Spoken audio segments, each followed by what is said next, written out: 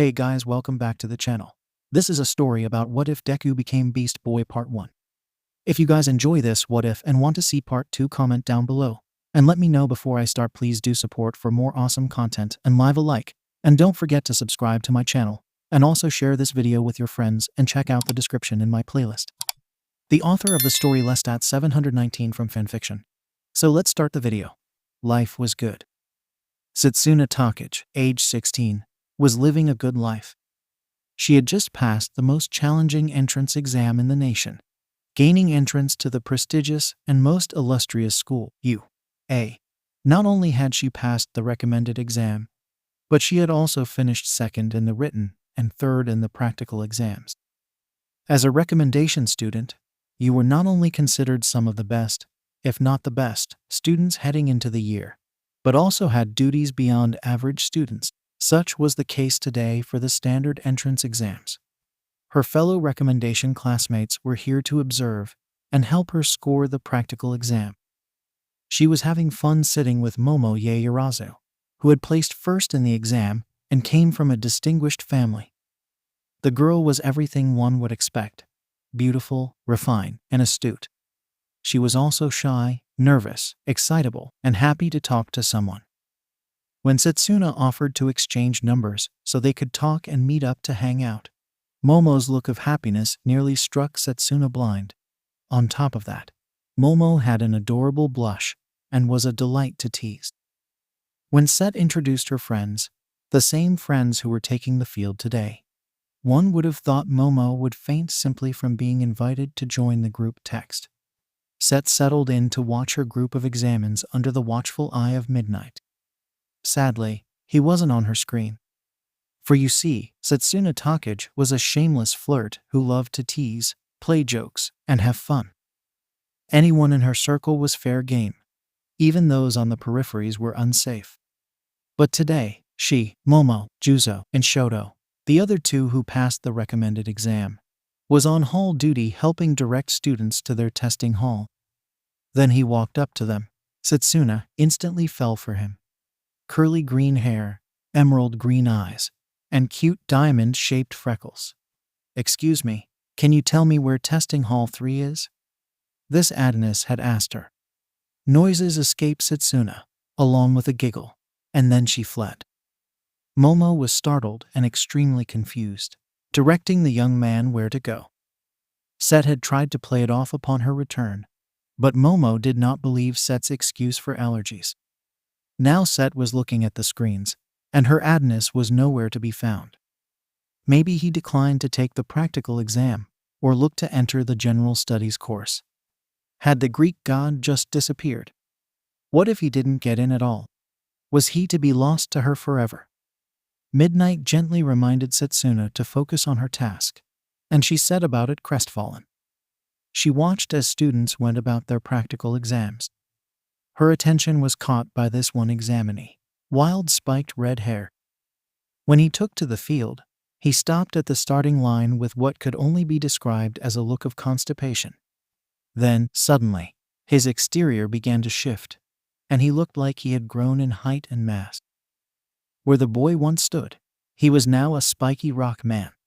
He thundered into the battle. Once he began to move, he tore through the robots like a monster. Strength, speed, roughness, this guy had it all. How could he not have been part of the recommended exam? She wondered. She watched as he protected other students from the robots, but let them get the points. This guy, examine #16390, was dominating the test, and he, along with examine #3651, an explosive ash blonde with a similar hairstyle. Set wondered if they were related or something, had been moved to the big screens in front of the professors and some skeletal guy. Set didn't get his name, but the principal often talked to him. She also saw her friend Tetsu on the big screen, and then she heard the principal cackle as he hit a big red button. The entire exam shifted as these gigantic robots were unleashed onto the field. It is said that a person's true nature is revealed in moments of fear. She watched as the students fled, even the big rock guy.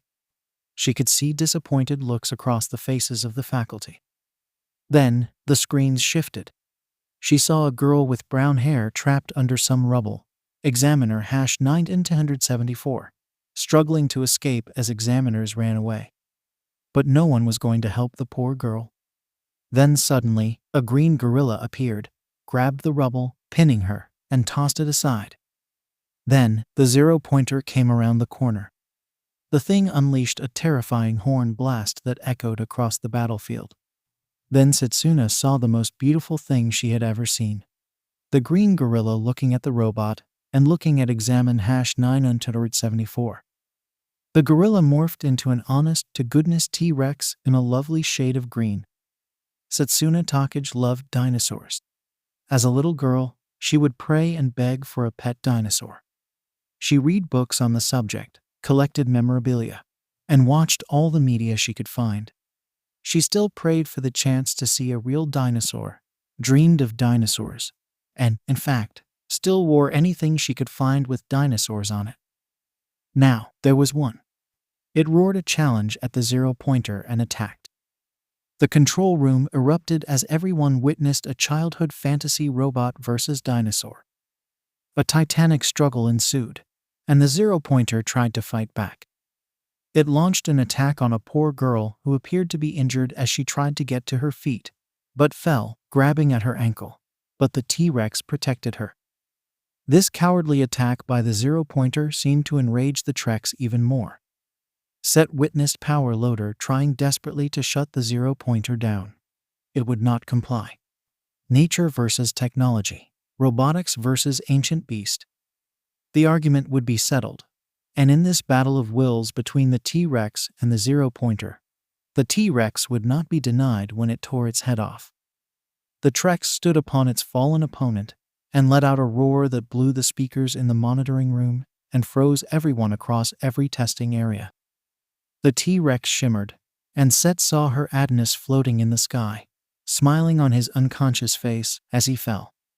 He was wearing a black compression tank top and bicycle shorts. The control booth erupted, yelling for proctors to catch the boy, and then the girl sprung into action, diving and tagging the Adonis, causing him to float and be spared from hitting the ground. Set let out a scream of triumph and made a strangled noise as she fainted. Momo sprang into action, catching her friend. On this day, Setsuna Tokage found the boy who had stolen her heart when she first laid eyes on him. Then, she saw that same boy turn into a dinosaur and capture her dreams. Best day ever. Izuku woke in the medical wing of the UA. He was handcuffed to the bed, and he felt the cold stare of the law. Slowly, he turned his head, and sure enough, he was right. "Detective," he said calmly, jingling the handcuffs. "Are these necessary?" "Well, seeing how you decided to escape your confinement today," the detective replied. "I understand, detective, but I had decided that the risk was worth the reward," he replied. "Very interesting," the detective said. "And if I was to decide that another month would be added to your sentence?" "I understand, detective, but as I said, I believe that my original confinement was unjustified as I was peacefully protesting the treatment of the animals in that facility," he said. "I would also like to submit that I paid the fine myself, and the city's finest detective later investigated that facility and charges of animal cruelty have been filed." The detective raised an eyebrow with a small smile, tugging at the corners of her mouth. "My confinement restricted me to home and school. Technically, I am in a school." "But this isn't your school," the detective countered. "Not yet," Izuku said, raising an eyebrow. The smile that the detective had been finally fighting broke loose. "I also suspect that you knew that I was going to come here today, as there was an unopened box of my protein bars on the kitchen counter. Someone gave them to me at work," she shrugged. "No one in the precinct likes those things, so I heard you battled a giant robot today." "I sure did. I turned into a T-Rex and beat it down," Izuku said. "That explains why you passed out." She removed the handcuffs and kissed him on the forehead. "I love you, Izuku. Let me go sign some paperwork, and we can head home." "Love you too, Mom," he replied. 𝐒𝐭 walked out of the room and down the hall to where Recovery Girl was waiting. She walked in and saw Nezu and Midnight there as well. She didn't notice that Midnight was snapping a photo of her. 𝗏𝐭 was wearing a pair of black stiletto boots, jeans that looked like she had been poured into, a fitted 𝗵𝘃𝗏𝗄𝐴 shirt that read, Wild Ride, and her long, curly green hair pulled back into a ponytail. "Hello, detective," Nezu said. "I wasn't aware your son was trying out for you." Like most of them, he has been dreaming about it since childhood. I enjoyed his quirk much more because it was only kittens and puppies he would turn into. 𝗏𝐭 smiled as Recovery Girl reviewed the release forms. "So, Detective Midoriya," Midnight said, getting to her feet. "I was wondering if you wanted to grab some dinner." "Sure, as you promised to buy me dessert." "I love something sweet," 𝗏𝐭 said with a smile as she walked out.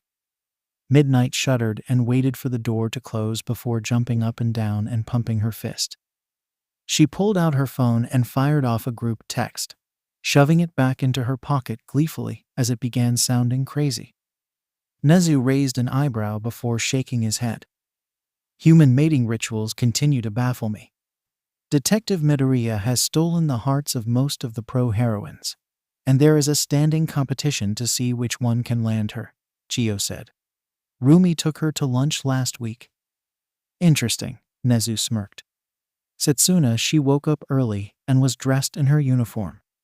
Admiring herself in the mirror, she waited for Momo, who insisted on picking her friend up for the first day. Momo was excited to be in the same class as Set and her new friends. Set received the text that they had arrived. She stepped outside, yelling goodbye to an empty house, and saw a limo waiting. Set shook her head and smiled at her driver as he opened the door so she could enter. She wanted to laugh at how Izuku and Tetsu looked afraid to touch anything, contrasted with Momo's excitement from seeing Set. Itsuka's teal eyes darted around the limo, and her fiery orange hair was pulled into its trademark side ponytail. Tetsu's silver hair looked barely contained, which was normal for him. He kept his hands in his lap, clasped firmly, avoiding touching anything. Of course, Momo's spiky black hair was pulled into a ponytail, and she managed to make the standard look couture.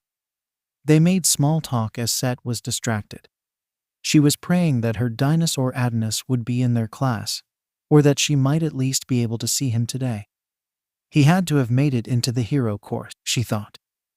"Daydreaming about something," Momo said, bringing Set back to reality. "Only about you and that bathing suit last week," Set replied as Momo blushed. "Did you wear that for little ol' me?" Set wiggled her eyebrows. "Or were you attempting to seduce Itsuka and Tetsu?" she whispered as she leaned in close. "Or was the little heiress attempting to seduce us all for her sinful delights?" Momo went nuclear, sputtering as she attempted to defend herself. "It was a one-piece," she spat out, sitting back, holding her cheeks as Set's laughter filled the car. "First thing," Itsuka said, raising an eyebrow. "Be nice to Momo. She picked us up after all." "Tetsu, you changed seats with Momo." "Why me?" Tetsu whined. "Because I said so," Itsuka pointed as Tetsu switched seats. "It's okay, Momo. We know Set was only kidding. Your bathing suit was just fine." "It was?" Momo said, looking at Itsuka with big eyes. "Yes, Setsuna is evil. She has already switched to Tetsu." Momo looked over and was stunned. Somehow, Tetsu was hog-tied on the limo floor, and his tie was used as a gag. And that is when the cow said, "I said moo, not who." Set started to laugh. Momo and Itsuka looked into Tetsu's pleading eyes and promptly looked out the window, ignoring his muffled pleas. Class 1B Setsuna and her friends arrived at school exceptionally early and went to their class to help make sure everything was ready for the first day. Momo and Set had been given instructions from their homeroom teacher, Vlad King, about picking up paperwork from the teacher's lounge, gym uniforms from the athletic department, and other tasks. They saw Shoto and Juzo doing the same functions. The heterochromatic teen, with his white and red hair, one black and one blue eye, wore his usual scowl and ignored them. Even with the scar that marred his face, he was still handsome, but his attitude was in the toilet. 𝗔𝗀𝐻 is a young man with pale skin, angular eyes, and mid-length spiked hair that is beige. He has a flat nose and small eyebrows, but his most distinctive feature is his teeth, which protrude from outside his lips, giving him a skull-like appearance. He has no discernible lips, which only adds to his unique appearance. 𝗔𝗀𝐻 smiled and did his best to make up for his less personable partner, talking with the girls and asking them if they were excited about their first day all the while. Shoto would roll his eyes or look away. You know, if you roll your eyes any harder, they are going to fall out of your head and run away from you, Set finally said, having enough of his attitude. Set, Momo said, shocked. What did you say? Shoto replied, his gaze narrowing. I don't know what your problem is, but first you got into a fight with that guy at the exam. Then you have been super rude to everyone while we have just been trying to be friendly. And now you are being a dick, rolling your eyes and acting so above everything, Set said, ignoring the plea from Momo. I am not here to make friends, and I am here to prove that I will be the best, Shoto said. Now, how about we finish what we came to do, so I don't have to listen to your inane ramblings? Fine, Set growled. Once they were done, 𝗔𝗀𝐻 tried to apologize. You don't need to apologize, 𝗔𝗀𝐻. I was annoyed by the eye-rolling and bad attitude. I mean, it is the first freaking day. We made it into the U.A. It wasn't some guarantee for the rest of us. Not like any of the rest are the children of the top pro heroes. Momo and 𝗔𝗀𝐻 smiled as they separated, and the girls returned to class. Itsuka and Tetsu had returned from the cafeteria with some hot tea and snacks for Momo and Set, as they could now relax and wait to meet their classmates. The first to arrive was 𝗬𝗧𝗍. 𝗬𝗧𝗍 had long black hair spiked upwards and backward to his left. He also has rounded gray eyes that are slightly tilted inwards. He wears a wide headband with a zigzag pattern around his forehead, which he pulls down relatively low to keep his hair out of his eyes. He smiled when he opened the door and saw he wasn't the first one there. Momo and Setsuna got up and went to the front of the class to introduce themselves and show him the seating chart. They handed him his athletic uniform and introduction packet. After that, he walked over and introduced himself to Tetsu and Itsuka. Next came Sen. Sen has a modest athletic build, dark shaggy hair, and thin, lazy-looking dark eyes. He also has a slight tan. Sen raised an eyebrow at the two girls but smiled and introduced himself to everyone before moving to his seat. Toguro Kamakiri is a tall and slender young man. His skin has a pale yellow-green hue, which appears grayish-blue in the manga. He has a bright, fluffy green mohawk and dark green eyes pointed downwards towards the center of his face. Two hooked blades jut out from either of his cheeks. He has no visible nose, and the shape of his head resembles that of a praying mantis with mandibles. He arrived with a short girl with a round face and a short equine muzzle. She has thick, wavy blonde hair that reaches halfway down her back, with shorter bangs hanging down her forehead. Her eyes are large and round, of the color Prussian blue. Additionally, she has a pair of tall, lyre-shaped, pale tan horns on her head. Her calves are notably rounded, shaped similarly to those of a horse, and she has brown hooves for feet and a short horse tail poking out from the end of her tailbone. The girl thanked Toguro for showing her the way. She appeared to be American and had a slight accent. She introduced herself as Pony Tsunatori. She was relatively friendly, while Toguro seemed happy not to have to talk with the girl anymore and just went to his seat. Pony had barely made her way to her seat when Rin came into the room out of breath. He looked around, and seeing Pony, he began to chastise her for running off and getting lost. Once he caught his breath, Pony apologized, as she had gotten excited about meeting her new classmates. He bowed to Momo and Setsuna, introducing himself. Rin has slightly tanned skin and black hair that falls to his shoulders, styled in a low braid. His eyes are reptilian in shape, and his irises are notably small. ҲeRyu explained that he and Pony were exchange students and had gotten to know each other when they moved into their dorm on the other side of campus. He was Chinese and Pony was American. Next, he heard two people talking, one rather loudly about how he was glad to be placed in 1B as Wano was simply inferior, while the other, a girl, was saying that she didn't think it was nice to say such things on the first day, and that they should try to get along with their sister class. The young man is of average height and has slick blonde hair, which becomes shorter as it goes down his head. He styles it so that it is parted to the right, with his bangs left hanging over his right eye. His irises are a periwinkle blue, and his pupils are white. His eyes are slanted downwards towards the far sides of his face, and he usually leaves them half closed. His smirk and head tilt give him a rather contemptuous look. He loudly introduced himself as Nito Monoma, almost expecting everyone to acknowledge him. He started to try and strike up a conversation with Momo, who politely excused herself so she could greet the girl who had entered with him. He went to this seat and sat down, looking annoyed. The girl's name is Kanoko Komori, a short and relatively thin person with honey brown hair styled in a mushroom-shaped bob that falls below her narrow shoulders. Her long fringe completely covers her eyes, and her mouth is large. When her eyes are visible, they are wide and cat-like, with a warm brown iris and rather long lower eyelashes. Interestingly, her pupils are little black crosses that resemble the caps of cross-sliced shiitake mushrooms. Strangely, she asked if Momo and Setsuna liked mushrooms, and when they said they did, the girl seemed unusually happy. Jiroda Shishida and Ibara Shiozaki were next. As they entered the class, they seemed to have a religious versus philosophical debate about right and wrong. Jiroda is a young man with a beastly appearance and is quite tall. He has shaggy brown hair that covers most of his body. His jaw protrudes quite a bit, and he has sharp teeth with two lower canines sticking up between his lips. Additionally, he wears small rectangular glasses with thick black lenses. He was on the philosophical side. Ibara is a girl of medium height.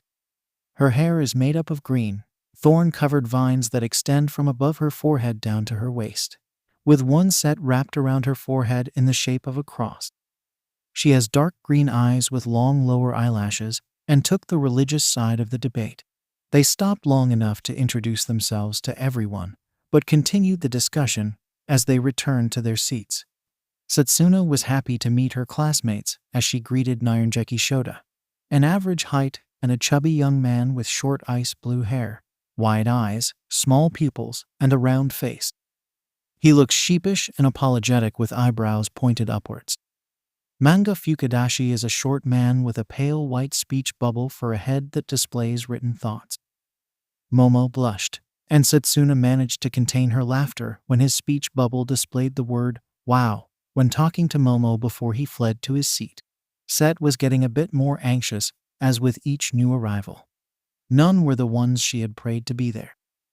Yui Kodai is a young girl with short hair swept to the right and hanging above her eyes. She has fair skin, an athletic build, and blue eyes, often wearing a neutral expression. She came in wordlessly, instead choosing to wave to the class. She barely whispered her name before taking her seat. Ryoiko Yanagi at least said her name a bit louder before doing the same. Ryoiko is a young woman of pale skin and average height. Her pale gray hair is chin-length and parted on her right side, mainly covering her face's left side. She has dark bags under her blue eyes and a small mouth with full lips.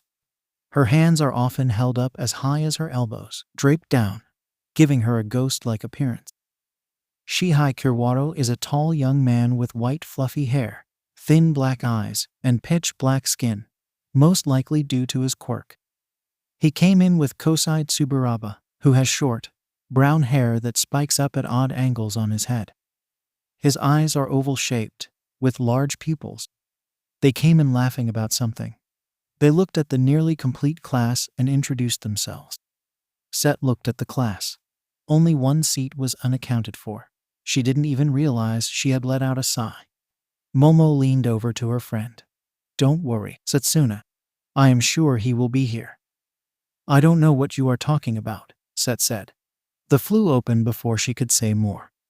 Izuku Midoriya, his phone alarm didn't go off. That was the lie he had told himself.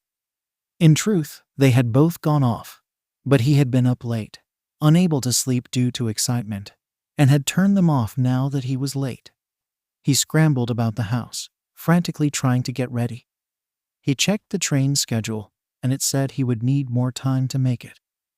Drastic measures had to be taken. Hopefully, he wouldn't get caught. Clutching his uniform, he opened the window and dove out in his special underwear, a piece of toast in his mouth. He shimmered in mid-air, taking the form of a hawk. With a quick, nearly frantic beating of his wings, he was airborne, racing towards UA.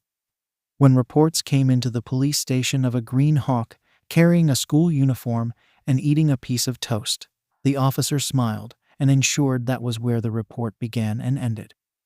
Izuku landed in some bushes and raced towards his class. Izuku was a good student and kid, but he had a habit of oversleeping and, as such, had developed the rare skill of dressing as he ran. Midnight watched the near-naked student moving quickly through the hall. She was going to say something, but she marveled at how he leaped into the air and managed to land with his pants on. She followed, watching the feat of him getting dressed as he moved through the building. He reached the door to 1B. His shirt was tucked, pants on, shoes, belt, blazer, his tie, while it had won this round. He threw open the door and nearly tripped in his haste. The class turned to the commotion as he stood there, breathing hard. He looked at the clock and was 2 minutes early. He threw his hand up in exuberance. "Made it," he yelled. He saw 2 girls. Both were rather pretty, but there was a girl of average height who was very pretty. Her most notable features were her surprisingly large, upturned, dusky green eyes, long lower eyelashes, and notably long, pointed teeth. Her hair was a dark moss green, and it reached just below her shoulders, except for a short clump that hung in the center of her forehead. Her hair also grew wavier and thinner towards the ends. He recognized her as the one who had made those strange noises when he asked for directions, and the other gave him directions. Before he could say anything, a peculiar squeak escaped the green-haired girl, and she threw a gym uniform at him, hitting him in the face. The class let out a gasp as she marched to her seat. The girl with black hair introduced herself as Momo. She apologized to her friend, citing that he had startled them, before pointing him to his seat just behind the green-haired girl who wouldn't even look at him. He just nodded, introduced himself quickly, and walked toward his seat. He tried to see if she would even look at him, but she kept her head turned and wouldn't allow him to apologize.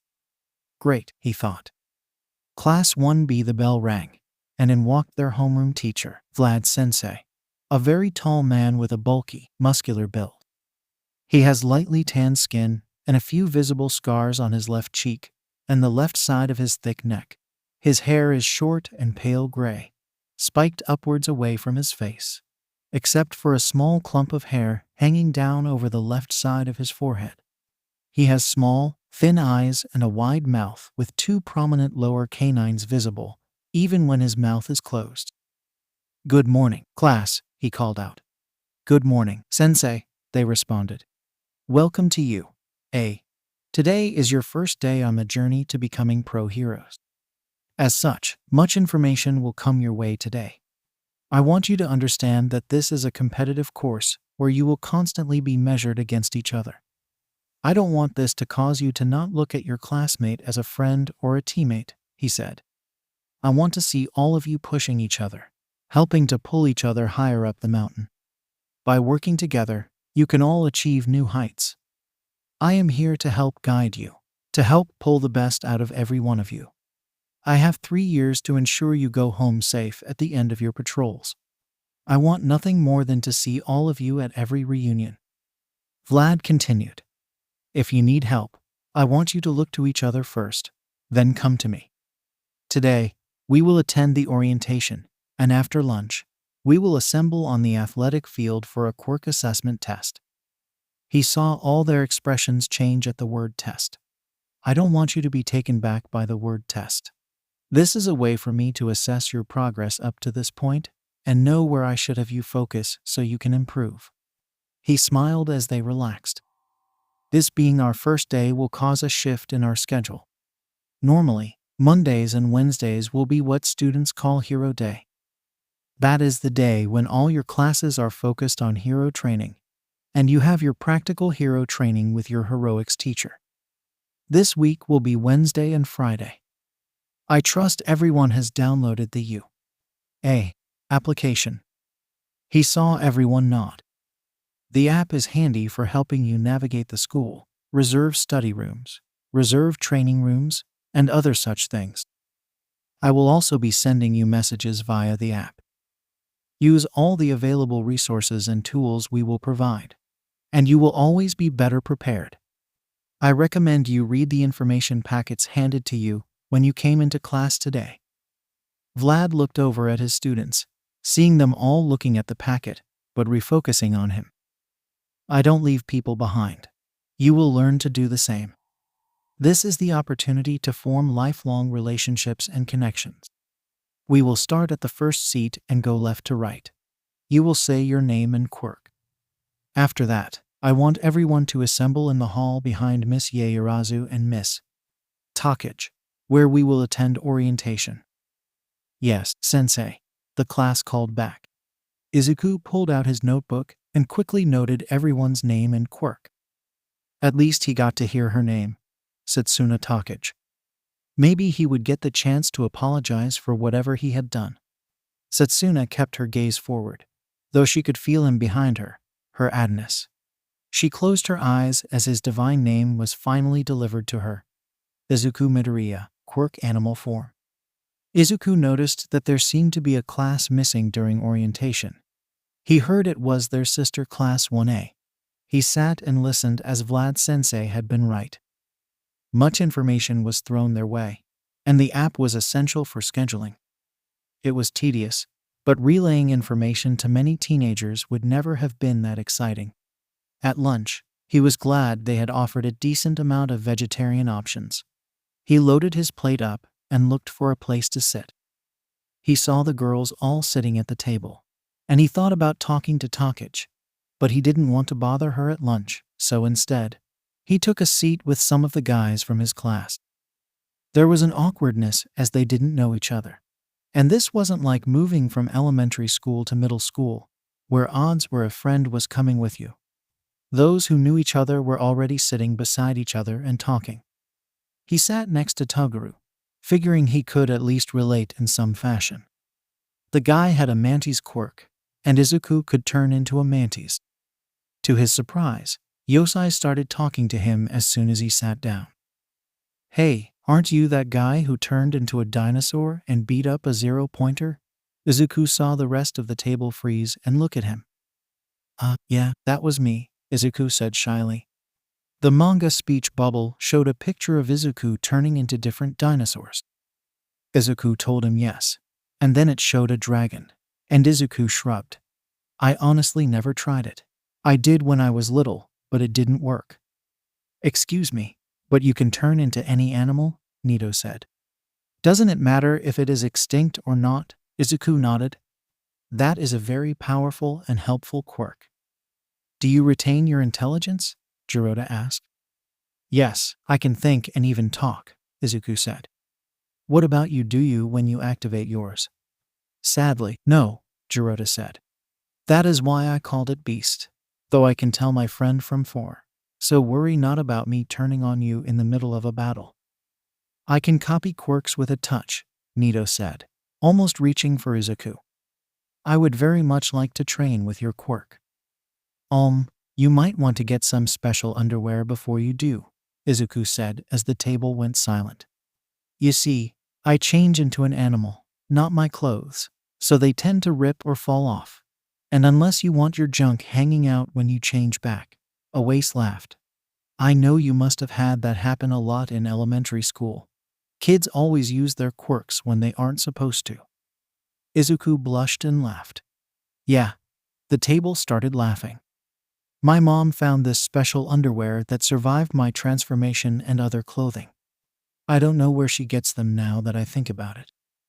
So what did you do to 𝗏𝗏𝗏 𝐔𝐻𝐼 said. I have no idea. I want to apologize, but there hasn't been an opportunity, he said, taking a bite of his salad. You don't eat meat? Sen asked. Nah, I have turned into those animals at one time or another. It just felt weird. I am a vegetarian, Izuku said. I couldn't go vegan. I love cheese and butter too much. That earned a laugh as the boys started talking and getting to know each other. Izuku was on his way out when he heard someone yelling, Hey you, with the green hair. Wait. Izuku turned and saw the girl from the entrance exam. She had saved him from falling on his face when he tripped, and she was the same girl he had rescued from the 0-pointer. He had never gotten her name. The first time, she ran off before he had the chance, and the second was because he was unconscious. Although it may sound objectifying, he could not help but notice her physical appearance. She has a slender yet curvy figure, fair skin, brown hair, and eyes matching color. Her cheeks always blush pink, and her eyes are large and round with thick upper lashes. 2 more extended and prominent ones are on either side, while fewer but more individually pronounced lower lashes. Her hair is shoulder length with short bangs, and the style is bobbed with 2 long strands framing her face. Hey, gravity girl, he said, rubbing the back of his head. She stopped after a little hop that emphasized some bouncy parts. She tilted her head to the side, and a curious expression came across her face. Gravity girl? She paused for a moment, then giggled. That makes sense. I never told you my name. She extended her hand. Ochako Uraraka, I am pleased to meet you. Izuku smiled. She had a quirky energy about her. He shook her hand. Izuku Midoriya, thank you for saving me twice, nonetheless. No, thank you, she replied quickly. Everyone was running away. I thought I was going to get squished. Then suddenly, a green gorilla appeared. The 0-pointer comes up and goes ooh, and then you went all T-Rex and rawr. Izuku smiled as she described the fight with her sound effects very enthusiastically. She didn't even notice his class or hers stopping and watching. Then you started falling, and I was like, oh no, so I dove, and was able to tag you from getting hurt from the fall. I wanted to wait and thank you until you woke up, but Recovery Girl said you were fine and needed rest, and I would miss my train. She noticed the audience, blushing, and pressed on.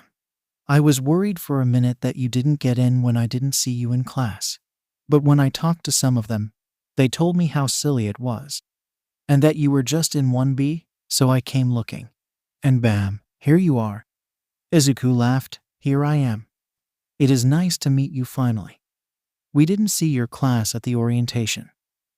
Our teacher said it was a waste of time and made us take our quirk assessment test. He threatened to expel whoever came in last, Ochako said with a shudder. Holy hell, did he? Sen said, shocked. Ochako shook her head. Something bull about a logical ruse. She leaned in close. I don't like him very much. Hey, do you want to exchange numbers? We may not be in the same class, but we can hang out and study, she said as she tucked one foot behind the other, looking up at him through her eyelashes. Yeah, sure, Izuku said, feeling warm. He pulled out his phone as they tapped each other. I guess I will talk to you later then. Ochako smiled. Sounds good. She walked off as the girls in her class crowded around her, whispering. Setsuna stopped with the crowd to witness the interaction. This Ochako girl thought Izuku was cute, and Setsuna did as well. But she couldn't even talk to him, and every time she tried, her brain would short-circuit.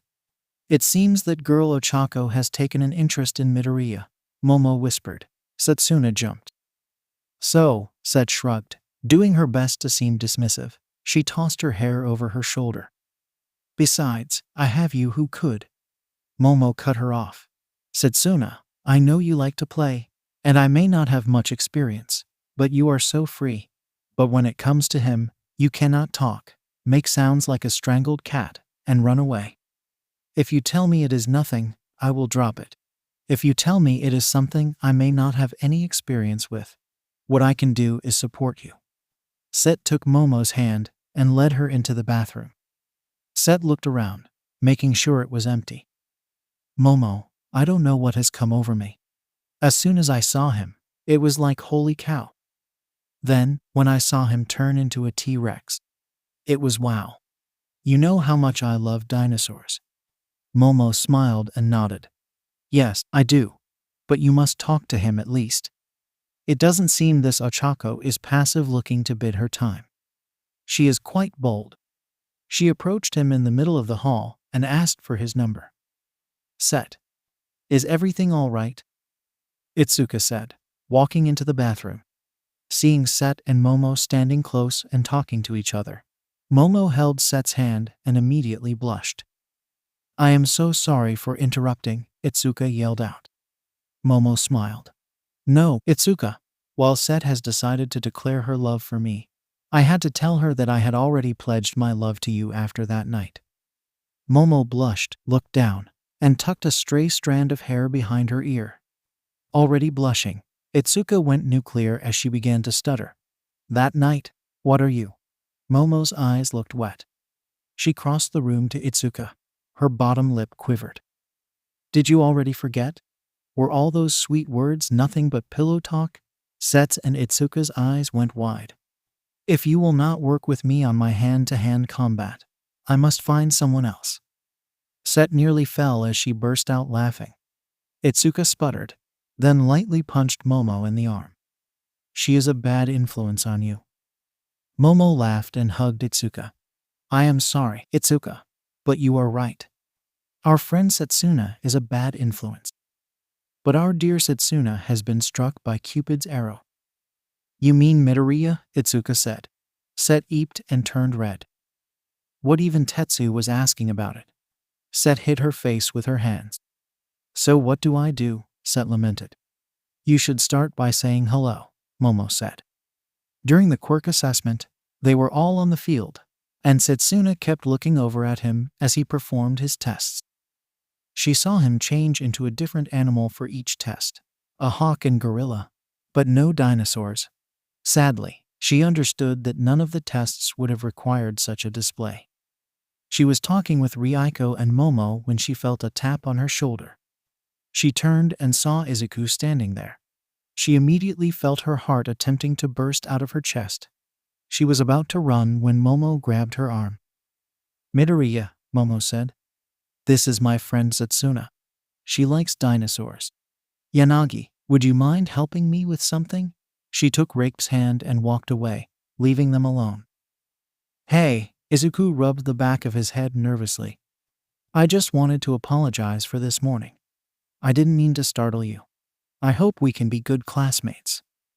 Thousands of responses ran through her. I love you, take me, I am yours, can I have your baby, and many more. Nah, it's cool, I may have overreacted. She managed to say that. She tucked a strand of hair behind her ear and fist pumped internally. That's good, Izuku smiled. She immediately resisted jumping into his arms and kissing him. So you like dinosaurs? I do. They are my favorite animals, Set said, feeling herself relax some. I saw what you did during the exam. Really, he said, surprised. I would have remembered seeing you in my testing group. They both blushed at his turn of phrase. I mean, how did you see that? I got in through the recommended exam. That is why we were there. We were in the control booth. Set's voice started strong, but took on a more shy tone as she finished. Cool, Izuku said. So, is it only the T-Rex that you can turn into? Setsuna asked. No, I can do the raptor, brontosaurus, pterodactyl, triceratops, and many others, he responded. He leaned in and whispered, I can even do the baby versions. Setsuna is nearly blue-screened. That is pretty cool. Maybe you can show me sometime, Set said softly. I can do that.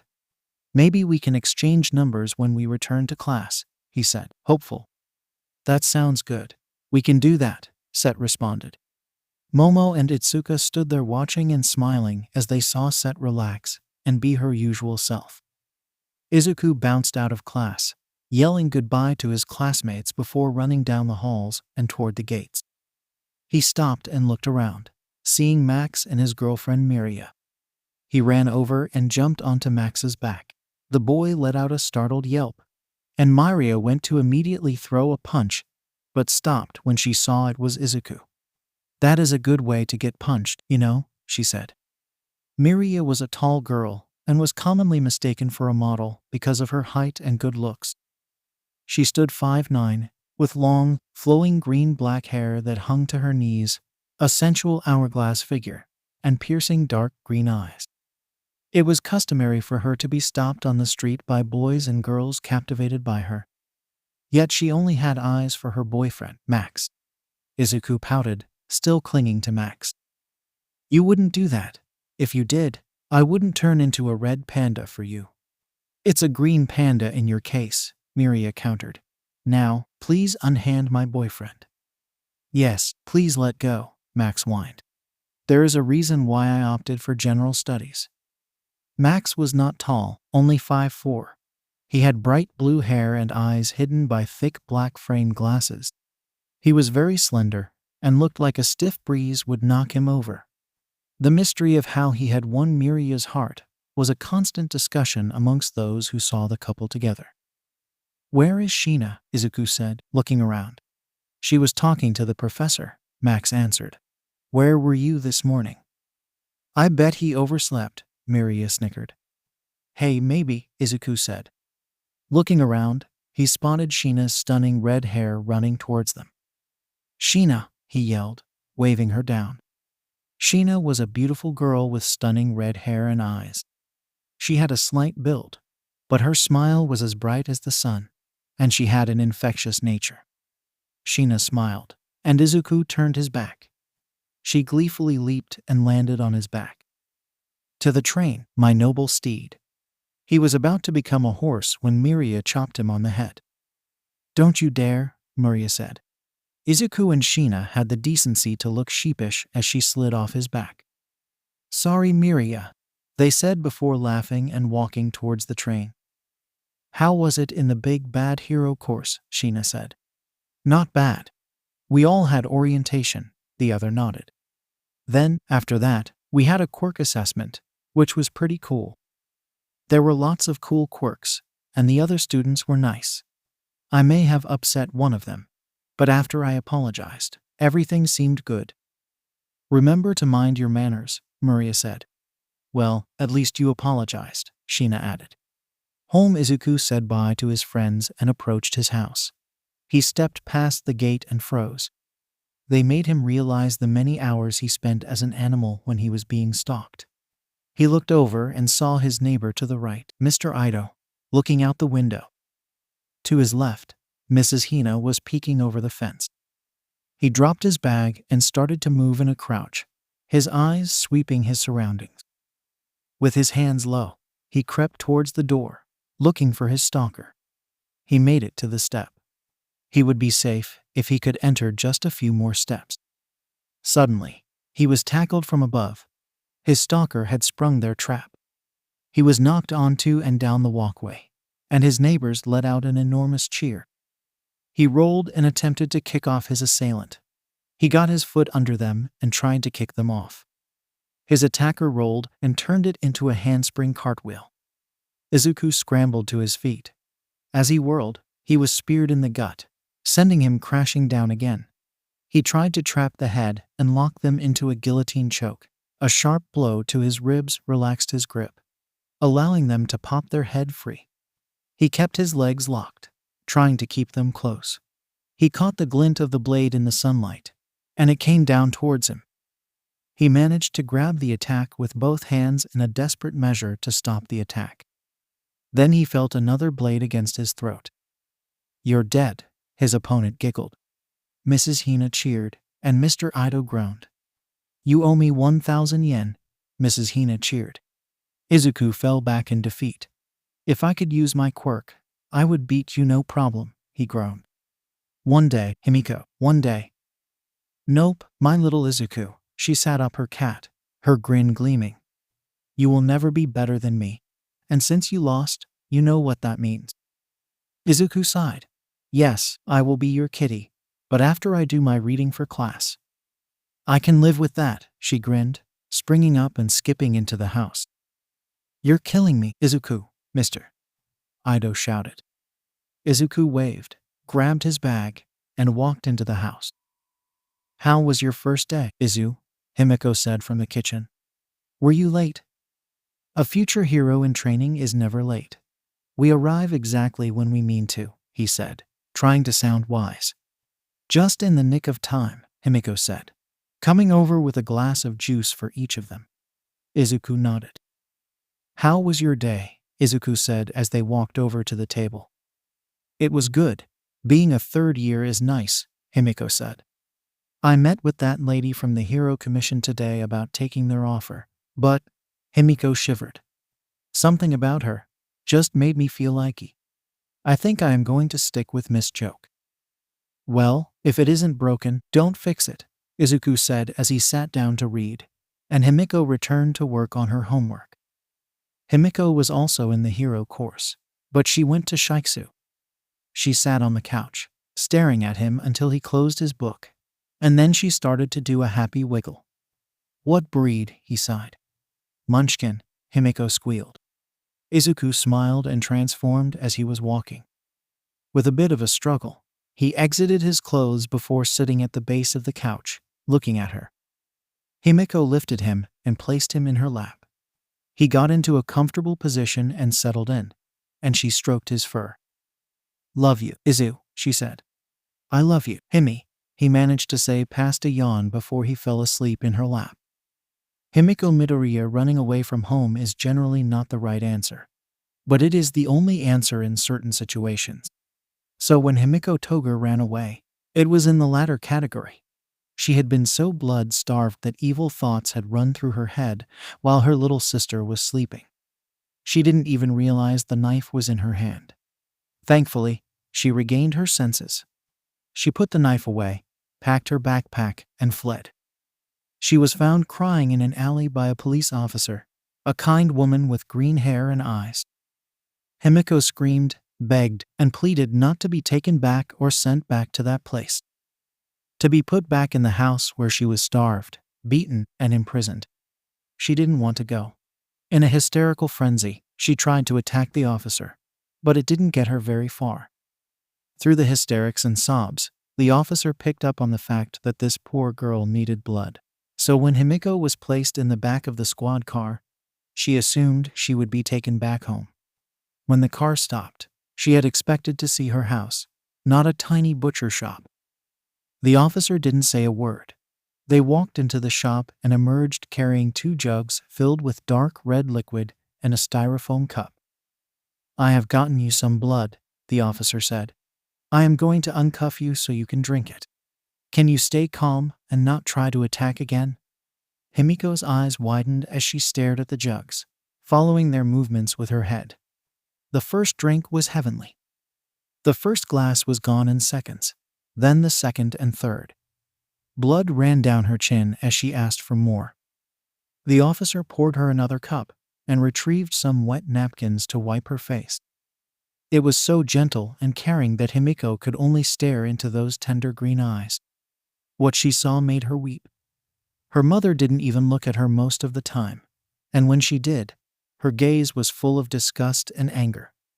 She would dream of being looked at with love, compassion, and understanding. That was what she saw in the officer's eyes. Then the officer hugged her, soothed her, and let Himiko feel safe. Once Himiko felt better, she pulled away, wiping her eyes. The officer smiled so tenderly. Better? The officer asked. Himiko nodded. More blood? Yes, please, Himiko whispered. Now, I want you to take your time, the officer said. Tell me why you don't want to go home. Himiko took a deep breath and told her why. She told the police officer about her quirk and her desire for blood. When the officer didn't recoil or look at Himiko like a freak, it emboldened Himiko. She talked about how her parents wouldn't let her have blood, how she would sometimes get it from an animal she caught, or even a dead pet she came across. She craved it, needed it, and how her parents found it disgusting, evil, and vile, and would punish her by locking her in her room. The longer she went without, the more she felt herself slipping away. Then, in the incident with her sister, 𝐒𝐭𝐲 said how much she loved her little sister, and how the thought of hurting her scared her so much that she just had to run away.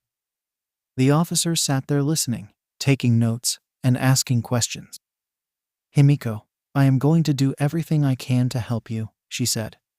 And I will help your sister. But things will take work. I will be with you every step of the way. Can you be strong? You promise? 𝐒𝐭𝐲 said. I promise. I won't leave you. I will not abandon you. The woman held out her pinky. Trust me. 𝐒𝐭𝐲 took the woman's pinky with hers and shook. She was 8 years old. On her 9th birthday, she came to her forever home with her new mom and little brother. For her 10th birthday, she became 𝗵𝗃𝗄 𝗵𝗃𝗧𝗏. Family dinner. She walked in and smiled. Asleep on the couch, she saw her daughter with her son curled up as a cat in her lap. She set the fried chicken on the table, gingerly took a seat across, and sat silently, watching them for a bit before she woke them up for dinner with a gentle kiss and a head scratch. They sat around the table, passing the food around. Once everyone was served, she nodded to 𝗵𝗃𝗄. Each of the children took turns talking about their day, and 𝗵𝗃𝗄 started getting more information from each of them. She was very interested in why 𝗵𝗃𝗄 didn't like the woman from the Hero Commission. Her daughter had terrific instincts, and 𝗵𝗃𝗄 fostered this for 𝗵𝗃𝗄 to trust. She prodded gently and pushed 𝗵𝗃𝗄 to explain why she felt this way. 𝗵𝗃𝗄 told 𝗵𝗃𝗄 that the lady from the commission was saying one thing, but 𝗵𝗃𝗄 thought she wasn't saying what she wanted from 𝗵𝗃𝗄. 𝗵𝗃𝗄 smiled when 𝗵𝗃𝗄 announced that she had decided to stay with Emmy. It reminded 𝗵𝗃𝗄 that she had to call the heroine about the picnic Emmy had invited her to. She only lightly reprimanded Izuku for running late before she let him gush about all the different quirks in his class. He was happy to tell her about meeting Ochako at lunch and exchanging phone numbers. He explained that he had to apologize to Setsuna for startling her when he came into class. 𝗵𝗃𝗄 felt a tinge in her head as she coaxed the details of his interactions with Ochako and Setsuna from him. Did you smooth everything out? 𝗵𝗃𝗄 asked. She smiled, hearing that everything seemed to be all right with the apology to Setsuna. Oh, that reminds me, I won't be home for dinner tomorrow night. I am going out to dinner with Midnight, 𝗵𝗃𝗄 said. Where are you going? Izuku asked. I don't know, but it has an amazing dessert. She said it would blow my socks off. Something about pie, 𝗵𝗃𝗄 replied. 𝗵𝗃𝗄 could feel her headache getting worse. It is a wonder that Izuku was even born, she thought. You're all right, baby, 𝗵𝗃𝗄 said, taking 𝗵𝗃𝗄's hand. Are the headaches back? 𝗵𝗃𝗄 smiled slightly and nodded. Setsuna. She stepped out of Momo's car floating. A casual goodbye to her friends, she drifted into her house. She offered her big sister a blissful smile, ignoring whatever she had said. She wafted down the hall to her room, spread her arms, and fell upon her bed. She rolled onto her back, pulled up her phone, and stared at the contact. Izuku Midoriya. His cheerful smile and wave as he left the class. The call of his goodbye as he bounced away. She whispered a reply.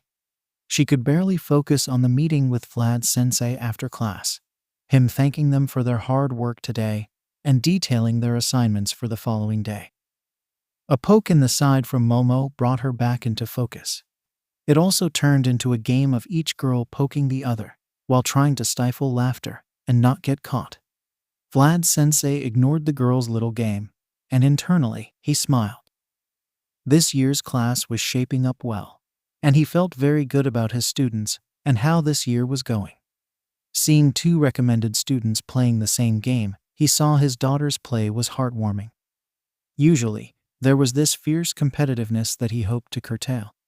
He wanted them to compete, but he wanted them to be a team, to support and push each other, so he let the girls play. Setsuna felt pressure on her bed. Propping herself up on her elbows, she saw her mom smiling. "Good day?" "It was an amazing day," Setsuna said. "He was there, Mom. Not only was he there, but he was in my class." "Does this mystery boy have a name?" Her mother smirked. "Izuku Midoriya," Set said his name wistfully, making her mother smile. "The most perfect name that has ever been." "Now?" her mother sighed. "Were you able to at least talk to him?" Set sat up more. Her face showed mock anger. "Of course I did, Mother. I am your daughter, after all. I played it smooth, making him chase me a little and ask for my number." Set shrugged. "I gave it to him, of course. Let him know that I am not averse to talking. Figured we should be engaged by the end of the month." "Oh, engaged by the end of the month," her mother laughed. "Tell me about him." "Well, he is gorgeous, can't tie a tie, shapeshifts into animals, and turns into dinosaurs, even baby versions, he claims." She says confidently that she knows everything. "What kind of person is he? What kind of student? What kind of hero does he aspire to be?" her mother said, despite her daughter's pout. "I am happy that you are so smitten, Setsuna." "I am not smitten, Mother," Setsuna countered. "You just don't get it. He is amazing." "No, Set. I understand that he is handsome and can turn into a dinosaur," her mother said. "While those are great catalysts for getting to know him better, you should be doing just that. Get to know him better is all I am asking, Set. I don't want to see you get hurt." "Fine," an exasperated Setsuna replied. "I will wait until summer before announcing our engagement." "Your restraint is praiseworthy," her mother said as she exited the room. Once the door was closed, "I can't afford to wait too long. Who knows what that 𝗧𝗪𝗄 girl will do?" 𝗧𝗪𝗄, she walked into her bare apartment and said she was home to nobody. Instead, she sighed, set the tea kettle to boil, and called her parents to tell her about the first day. She pulled out her bowl of instant ramen and her notepad, doing some math to check her budget. The school offered lunch and breakfast. If she arrived early enough, she could skimp on dinner, stretching her budget a bit more. When her mother asked if she needed anything, 𝗧𝗪𝗄 told her no. It was a lie. There were several things she could use but needed. That was a different story. Her parents were not financially well off, so paying for an apartment for her in the city, providing a stipend, and paying her tuition were all too much. A failing construction business that, if they would just let her stay home and get certified, she could have helped save them so much in costs when it came to heavy lifting. But they had told her no, to pursue her dream of becoming a hero, to live her life and not worry about them. She had agreed to do that, but she would ensure she would rise to the top to provide for them. She wanted to make people happy, feel safe, and be a hero. But she also wanted to care for those important to her. Was that so bad? Aside from a few unfriendly boys in her class, at least all the girls seemed nice. She had protested the new shoes and book bag her parents had given her on the day she left home. But she was secretly thankful when she saw how pretty the girls in her class were. At least she could fake it for a bit. The first day was chaotic, and not in a good way. The Quirk assessment test, the threat of expulsion, and nearly getting in a fight with that loudmouth Bakugo when he called them extras, and then called her round cheeks. She was about to slap him when Mina pulled her back. The other girls had complimented her on her vigor, but told her that slapping someone was a guaranteed way to get expelled, no matter how much they deserved it. Toru came up with the idea of making sure he didn't come in first in any event, which set the girls to work.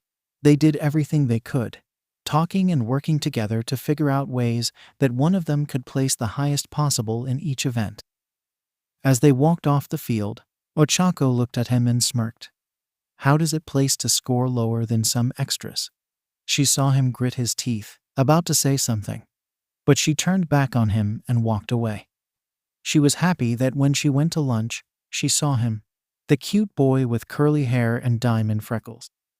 Watching him turn into a T-Rex and battle that giant robot was amazing, an image she would never forget. When he fell, she did all she could to try and save him. It was that deed that earned her rescue points. 𝗏𝗧𝗄 wondered if she would have even made it in without them. She smiled, thinking of how fate had brought them together. She happened to be there when he tripped outside the gate. What were the odds they would end up in the same testing group? Then she got trapped. He was the only one to come to her aid, and in turn, she was able to save him. Then, to bump into him when he was walking out of the cafeteria. A minute either way, and she may have missed. Fate sent her all the signs, and her horoscope said she would meet someone special on the exam day. She thought that if she skipped eating at home and loaded up at school, she would be able to put aside enough money to go to the movies. She pulled out her phone and looked up what was playing. She smiled, seeing that Edge of the Universe was playing. 𝗏𝗧𝗄. Hey Izuku, this is 𝗏𝗧𝗄. It was so good to see you today. Are you free this weekend? And would you like to watch a movie with me? She hit send on the text and went to wash her fork from dinner. She heard her phone chime and ran over. Izuku. Hey, 𝗏𝗧𝗄. It was also good to see you today. The movie sounds like fun. There is this movie I have been wanting to see called Edge of the Universe. It is a cool space opera movie. I wouldn't mind seeing that. Or is there something else you want to see? 𝗏𝗧𝗄 giggled and jumped around, pumping her fist in the air. 𝗏𝗧𝗄. I was hoping you would say that movie.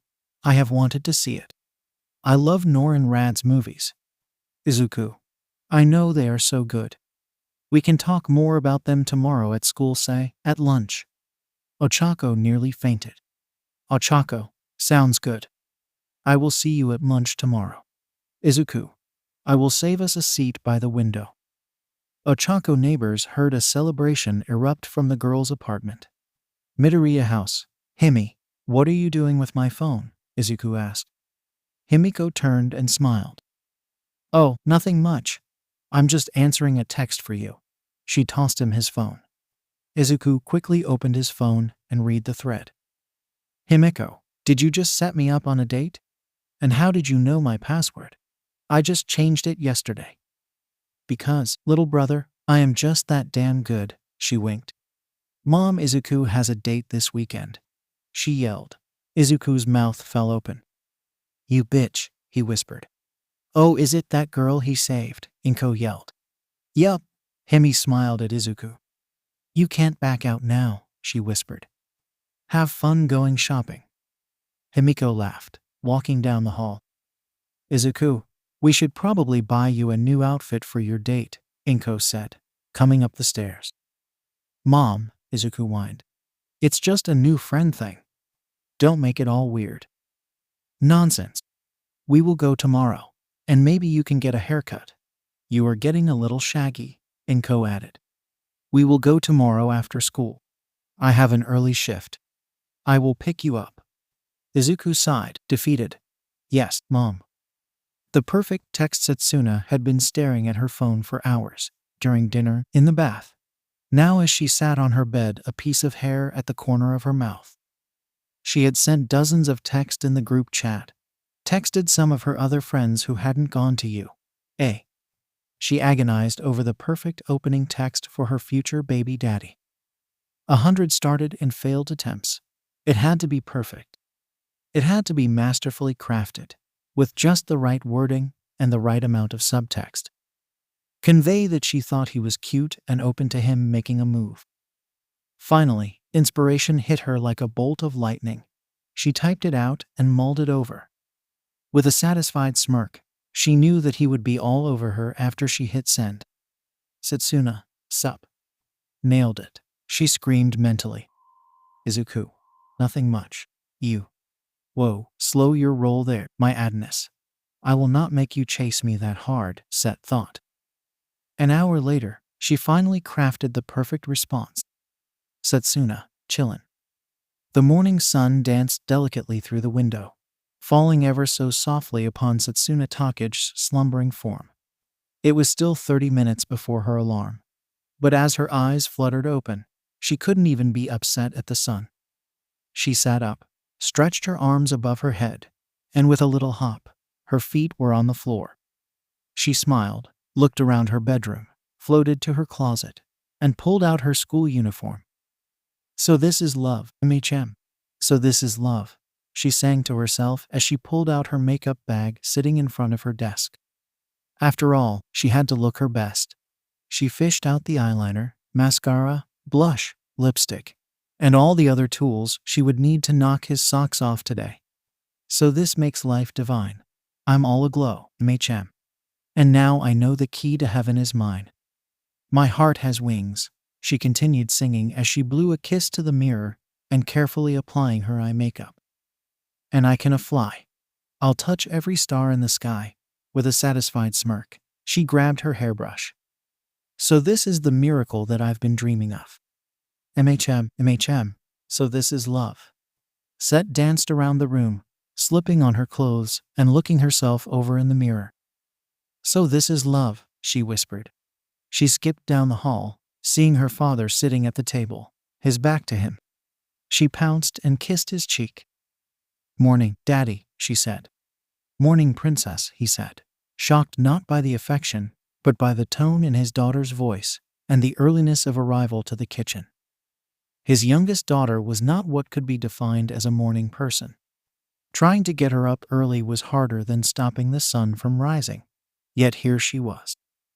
"So what is the reason for you to grace us so early with your presence?" "It was just such a beautiful morning that I couldn't stay in bed any longer," Set said, smiling. "I wanted to spend some time with my daddy before I moved out." "Move out?" her father replied, confused. "Did I miss something?" "Well, when I get married, I can't live here anymore. I need to live with my husband. I figured it would be by the end of the month, but Mom got all weird. So by the end of term, we will be married, and it will be a winter wedding," Set said as she skipped into the kitchen. "He came on a bit strong, but is so adorable I couldn't resist. You know how it is. We just texted and talked. Hopes, dreams. It was all so magical." Their conversation for the record. Set. "Chillin' Izuku. That is cool." 35 minutes later Set. "Did you read the syllabus?" Izuku. "Yeah." 12 minutes later Set. "Cool."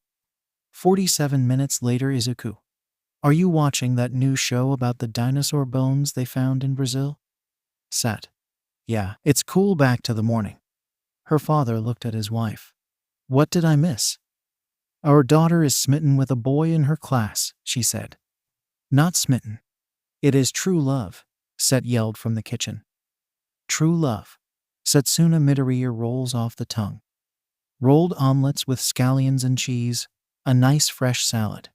I am a vegetarian now." "Okay, I am so lost," her father said as her mother sighed. "I don't understand it either, honey. Our Set is in love," her mother said. "You did hear the part where she said she would cook, right?" "Set no," her mother yelled, racing to the kitchen. 𝗬𝗏𝗄𝐿. The sun's light had not crested over the horizon yet. She emerged from her apartment, and with a quick pet of the neighbor's cat, she was down the stairs. The emptiness of the streets would seem a bit lonely to some people, but 𝗬𝗏𝗄𝐿 found it peaceful. Her parents were always up early, no matter how late the night before. They would be up to get ready for the day. People relied on them. They were responsible for ensuring that those who did had work. Their families had food, which they instilled in 𝗬𝗏𝗄𝐿 from a young age. Never forget your responsibilities. When she hit the pavement, she plugged in her headphones, hit play, and began her run. 𝗬𝗏𝗄𝐿 had her responsibilities. She was to go to school to become the best hero she could. She had her parents to care for. She had heard a rumor that they would put you on a scholarship if she could score in the top 5 in class and do well at the sports festival. She didn't know if it was true, but she wasn't about not doing everything she could in case it was. Besides, no one calls her a damn extra. Izuku and 𝗵𝗃𝗄𝗃 came down the hall in their workout clothes. They smiled, seeing breakfast plates on the table with little notes from their mom. They knew she had an early shift, but she woke up earlier to make them breakfast. The two stood at the door looking at each other. "Say it," 𝐒𝐭𝐚𝐲 said as she put her earbuds in. Today, they are going to know how good we are, he said. Damn right, little brother, she responded. They stepped out into the rising sun and began their morning run. School Momo, Izuku, and Tetsu were slightly terrified by the dreamy look on Set's face, her musing attitude as she gazed out the window, telling them of the beauty of the sunshine, the trees, and even how the air filled her lungs. Momo told their friends bye as she and Set had things to attend to. They encountered their counterparts, Shoto and Juzo. Set didn't even notice the glare that Shoto gave her. She ignored him completely, only acknowledging Juzo, who said good morning to the duo. Each had different activities today, as 1A had their first heroic class this afternoon, and 1B would have theirs tomorrow. Momo noticed that Set ignored Shoto, which annoyed him more. Set drifted along with that same blissful smile, softly humming some tune, as they secured the packets and the other items their sensei had asked of them. Set had just exited the teacher's lounge. She had gone to drop something off with Midnight from Vlad. Fate had it that they decided to take the stairs. It was then that Set heard a voice, the voice of her dreams, the voice of her heart, but his words shattered it. No, I can be there tonight. Just leave your bedroom window open. I love you. I will call you at lunch. Hey, I love you. Nothing will change that, he said before he stepped out of the stairwell. Set froze as she walked. Bedroom window, love, love. Her lower lip began to quiver. Her mom's words about getting to know him better echoed in her head. Large crocodile tears fell from Setsuna's eyes. Her vision became blurry as she fell back against the wall, and her breath came ragged as she slunk to the ground. Her knees pulled up as she held her head. How could she have been so foolish? He is so wonderful. Of course, someone pounced on him. All the color drained from her world. She sat there, her world crumbling, and her chest hurt so badly. She tried to stop the tears, but they wouldn't stop. The papers in her arms tumbled to the ground, her hands on her head as she cursed at herself, cursed the universe for playing such a cruel joke on her. To bring him into her life only to take it all away instantly. Her dreams of laying in his arms, sharing their kiss under a full moon, dancing by the lake, slipping naked into the pool. She shook her head. All her fantasies were flooding her mind. And then, like a horror movie, she was thrown aside. Some other girl was there laughing and dancing in his arms. She watched as he turned into dinosaur after dinosaur, the girl laughing. That dumb bitch couldn't even name the dinosaurs, and then had the nerve to say rodents were superior. The nerve of this bitch. She didn't even appreciate what she had before her. The majesty and the beauty of the T-Rex standing in the lake, bathed in the moonlight. The fireflies dancing upon the edges. The way it shook the water from its body. The sound of the bell ringing signaled the beginning of class. She gathered the fallen papers and wiped her eyes. She trudged up the stairs, stepped into the empty hall, walked toward her class, and opened the door. Momo, Izuku, and Tetsu could tell she had been crying. The whole class knew something was wrong. She saw them all staring at her. And then she locked eyes with him, and her heart broke again. He looked at her with concern and care, and she felt her emotions slipping away. She handed the papers to Vlad King. I'm sorry, Sensei, I am not feeling good. May I need to head to the nurse's office, she said quickly, the tears already beginning to fall. She turned and fled from the room. She didn't even hear the calls from her friends. Sir? Momo said, jumping to her feet. Vlad nodded, and Momo took off in hot pursuit. Momo bolted out of the class in time to see the stairwell door close. Momo burst in and heard the pounding of footsteps above her and choked sobs. She took them to the stairs, taking them two at a time. Set, she called out, only to get no response. She could see her as she was gaining ground. Set reached the door to the roof right in front of her.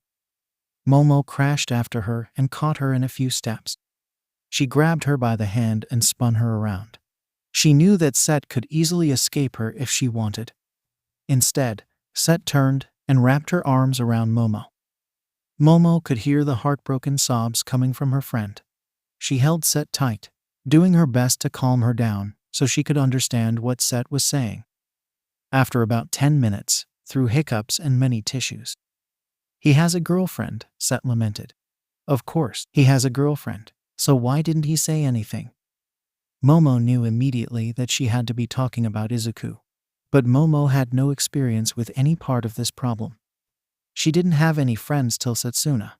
And she didn't have any romantic experience or any real experience. She had many romance novels to pull upon. So that is what she did.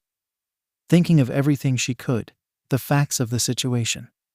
Set is so love-struck, the chance of her being in the stairwell, and the lack of any real conversation between the two, despite what Set might say otherwise. "Is it possible you misunderstood what he said?" Momo said, soothing her friend. "No, he said he loved her, and how he would go to her tonight. He told her to leave her bedroom window open for him," Set countered. "While the conversation seems intimate, are you sure he was talking to a girl?" Momo said. "Are you saying that he was talking to a boy?" Set said. "Then I never had a chance." "That is a possibility, Setsuna," Momo said. "Setsuna, you won't find the answer on the roof. And if he does have a girlfriend, then I am afraid that is something you must accept. If he does, and he is still accepting flirtations from other girls, then he is not worthy of your love and adoration." Set looked up at Momo, who smiled. "Dry your eyes, come back to class with me." "I don't know if I can," Set responded. "If it is answers you seek, they are not to be found on the roof. I know it may be painful, but you should come back to class." "We can figure it out," Momo said, handing Set another tissue. "This being in love shit sucks," Set said as they left the roof. When they came out and took their seats, it was quiet. She smiled at Itsuka and Tetsu as she sat down, and their second day continued. It was hard knowing he was there. She would catch a glimpse of him now and then, and each time, her heart ached. Time just dragged on. Every tick of the clock was agony. During the first break, Momo spoke to Tetsu and Itsuka in the hall. Some girls came to ask Setsuna if she was all right, but she lied and said she was. Izuku was lost in his problems while texting someone on his phone. She looked over her shoulder at him, one part of her hoping he would come to check on her, and the other thankful that he was staying away. Tetsu wanted to march back into class and ask him if he had a girlfriend or what that conversation was about. Momo and Itsuka had to grab him to stop him from making the situation worse, as obviously, he was having a private conversation that would lead to questions about eavesdropping. When they returned, they saw him staring at his phone and talking with 𝐒𝐭𝐚𝐲. But he seemed wholly focused on his phone. Momo noted that he wasn't smiling. He would be happier if he were talking to his girlfriend and arranging a nighttime rendezvous through a bedroom window. Momo blushed at the implications. But if her love sneaked into her room at night, she hoped he would at least be excited about it. Aside from the drama with Set, the day progressed slowly. Today was a slate of their standard classes: modern Japanese, mathematics, history, communication, poetry, applied science, and English literature. Then lunch came, and the situation got more complicated when he didn't go to sit with the class, and instead took a seat next to the window at a two-person table. Of course, this caught Set's attention, and that of her friends, so class 1 came in. All the girls were giggling and crowded around 𝗧𝗏, who, once she had her tray of food, walked right over and sat across from Izuku. Set's heart was once again dealt a blow. 𝗧𝗏 and Izuku. "Hey, Izuku," 𝗧𝗏 said, smiling as she sat down. She noticed he seemed distracted, and her hopes sank a bit. "Oh, hello, 𝗧𝗏. Please sit," he said, smiling for her. "Is everything okay?" she said. "Yay, no, kind of," he said. "If you don't want to go to the movies," she said, trying to give him an out, or though she didn't like it. "No, that sounds like fun," he paused. "It is just some family stuff. My cousin," he said. "Oh no, are they okay?" 𝗧𝗏 asked, reaching out to pat his hand. "They are, thank you," Izuku said, smiling. "So, does Saturday sound good?" He pulled out his phone and looked up movie times. Yeah, Saturday sounds good, 𝗬𝗧𝗪 said with a smile as she leaned forward. I would like to pay for the tickets since I invited you. Then let me pay for dinner. I mean, would you like to get dinner with me? He said nervously, unsure whether to curse his sister or thank her for setting him up on a date.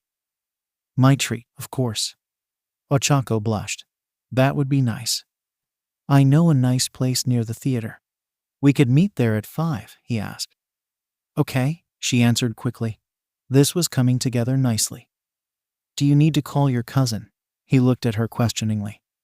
You keep looking at your phone. I do, I am sorry, he said. Go call them family if it's important, 𝗬𝗧𝗪 said. He thanked her and left the cafeteria. 𝗬𝗧𝗪 smiled and walked back to the table with her friends. She noticed that a group of students from 1B were looking at her. A girl with green hair and eyes that looked at 𝗬𝗧𝗪, her eyes moist. 𝗬𝗧𝗪 tilted her head. Maybe the girl was also interested in the interesting Izuku Midoriya. But 𝗬𝗧𝗪 was not about to surrender just because someone might be sad. She sat down with the girls from her class who were waiting anxiously, almost as anxiously, for their first heroic class. Even the bored-looking girl with purple hair and earphone jacks dangling from her ears was paying attention. Setsuna, she was heartbroken and angry, terribly sad yet convicted, and wanted to punch that 𝐎𝐻𝐢𝐻𝐼. Was her Adnus a cheating bastard, or was Momo right? Was there more to this story than she knew? Something that would return the light to her world. She looked over to the window, seeing the ghostly memory of 𝗬𝗧𝗪 and Izuku sitting there, touching his hand, the smiles, the blush. Then he left suddenly, staring at the phone. Was there something troubling her, Adnus? At least, the darkness of her world shifted to a hazy gray. She hated this. She hated the feelings rolling and turning over in her gut. She could still feel the highs and joys from this morning, dancing around the kitchen, the smoke filling the kitchen, the way her mother took the flaming pan and doused it in the sink. How excellent the taste of her cold cereal was, how everything was so much brighter. She wanted to know, but how could she ask him if he had a girlfriend? If he said no, would she believe him? She knew nothing about him. She hated that her mother was right. Why couldn't they just run off into the sunset? Why wasn't it when their eyes met that he didn't feel the same as she did? How could she know if she didn't find out the most crucial thing, whether he had already spoken for? It would hurt that the sun would never rise again, but she could try living in a world of darkness. Maybe she could embrace the world of vampires, shed her love of dinosaurs, and wrap herself in darkness. She wouldn't be able to see another dinosaur and picture the majestic green T-Rex who battled the zero-pointers. The Adnus that swept into her life, stole her heart and the sunshine. She looked across at 𝗑𝗓𝗄, who happily ate a BLT sandwich. Set's stomach grumbled at the sight of tender, juicy bacon. Hey 𝗑𝗓𝗄, what do you know about vampires? The pale girl visibly brightened. Oh, Setsuna, vampires are some of the most interesting of the creatures of the night. I must confess that in one of the nighttime investigations, I met the most enchanting of creatures. He called himself Donovan, a large monster of a man, but devilishly handsome, skin of such an alabaster sheen. Izuku, he was on his way out of the cafeteria when he heard his name being called, and not by a student. He turned and saw Professor Midnight. Yes, sensei, he said, coming to stop. Midoriya, I was just wondering, Midnight fidgeted. Does your mother have any hobbies? An artist or musician that she really likes? She is a big fan of the Sound of Fury, Izuku said. They are supposed to be playing some big concert on Tokyo Bay at that new Sphere venue. I know she wanted to go, but the tickets were crazy and sold out in about 3 minutes. Midnight's eyes went wide. Thank you, Midoriya, she shouted as she took off in a mad dash down the hall. He was happy to receive the message from his mother that shopping had to be cancelled as she had to get ready for her dinner with Midnight. The pro-heroine had received some last-minute concert tickets for the Sound of Fury. They were playing a sold-out show at an exclusive new venue that was on Tokyo Bay.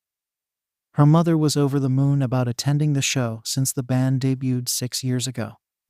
Fortune favors the bold. Setsuna was better after lunch. The world was still gray, but she was preparing for her life as a creature of the night. On a side note, 𝗂𝐬𝐽𝐻 would go out at night hunting ghosts, vampires, and such. She said she had encountered a ghost, a man who could talk to spirits via his quirk, a demon named 𝗧𝗵𝗲, a lawyer by trade, and the vampire Donovan, who even had pointy fangs. She was going on another ghost hunt this weekend to see if they wished to join them. The location was an abandoned asylum with 9 confirmed murders and tons of paranormal reported activity, including the disappearance of an actual reality star who ventured into the asylum. If Set's life crumbled, she may have to join 𝗂𝐽𝐻, as that would be her life then. She lamented that she would have to sell all her clothing and start dressing in black. She even looked up some makeup styles for her possible new life. Momo was intrigued by the ghost hunt on multiple levels and was torn about joining. Izuku was out, and she swore if their friends went, they would be doing it without her. The things that bump in the night scared her. She felt they would do her the same courtesy if she left them alone. There was no way in hell that she would be going. Tetsu just shrugged and said that it was nothing to be afraid of. It was just weird quirks at work and nothing to be scared of. That was how Tetsu volunteered to accompany 𝗂𝐽𝐻. It quickly spread throughout the class, to 𝗂𝐽𝐻's delight. She felt that it would be an exhilarating adventure. Izuku was mainly quiet during the rest of class. His usual energy level was down, adding to Setsuna's speculation that maybe Momo had been right. When the final bell rang, she saw him jump up, about to dash out of the class. Her heart was thumping against her chest, her mouth was dry, and her legs were shaking. She surprised Momo by bolting out of her seat and running to cut Izuku off. "Izuku," she said loudly. But she didn't care. The class noticed. They had wondered if something had happened between the two due to the different vibes they had today compared to yesterday.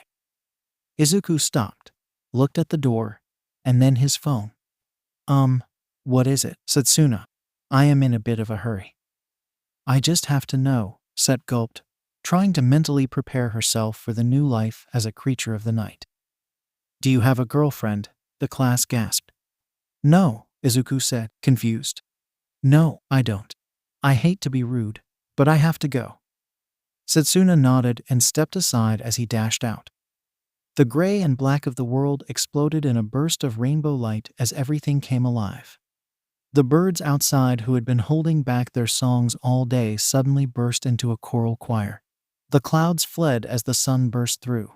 The wind that once carried the foul evil of forever rain dissipated as Setsuna Tokage jumped around pumping her fist. Her eyes closed in exuberance. Then she opened them, and the whole class stared at her. She would have exploded if she had managed to turn any redder as she walked over to her seat and grabbed her bag. "Just asking for a friend," she said, stepping out of the room. As soon as she hit the hallway, she let loose a strange yell and fled, Momo, Izuku, and Tetsu in hot pursuit. "I wonder who her friend is," 𝗬𝐻𝐻 said aloud. The entire class groaned. "What?" he said defensively. Izuku ran out of the building and saw Sheena doing the same. They ducked between the buildings. She turned her back as her shape changed into a mouse, ran out of his clothes, turned into a green saker falcon, and was airborne and gone. Sheena turned, gathered his clothing and bag, and walked out to find Max and Miria approaching her with her bag. They looked to the sky, seeing him race away. Shiksu, it took him about 6 hours before he got where he needed to be. He looked at the dorms, circling, looking for his target. He saw plenty of open windows. Then he spotted an open window with a green bandana hanging out. He dived inside, tumbled, and stopped.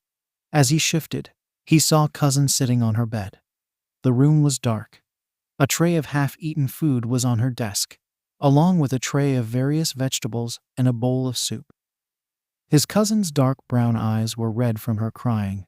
Her light brown hair was held in place by a green hairband he had given her for her birthday, and she wore a white tank top and brown shorts. She let out a hoarse call of his name.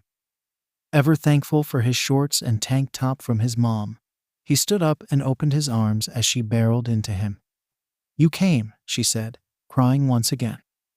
"Of course I did, 𝗵𝗲," he said, holding her. "We are family. This is what family does.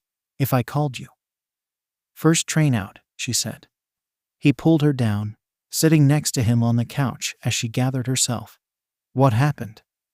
"I called my mom, and she was drunk again," she said. She relapsed, with no one there to watch her. She didn't even make it 3 days before starting to drink again. "Damn, that sucks, 𝗵𝗲," he replied. "Did you call Uncle Nico?" "I called him," she sighed. "He went over. She was drunk and causing trouble. I wanted to call your mom, but they are still not talking after the fight." "𝗵𝗲, my mom loves you. You know that," Izuku said.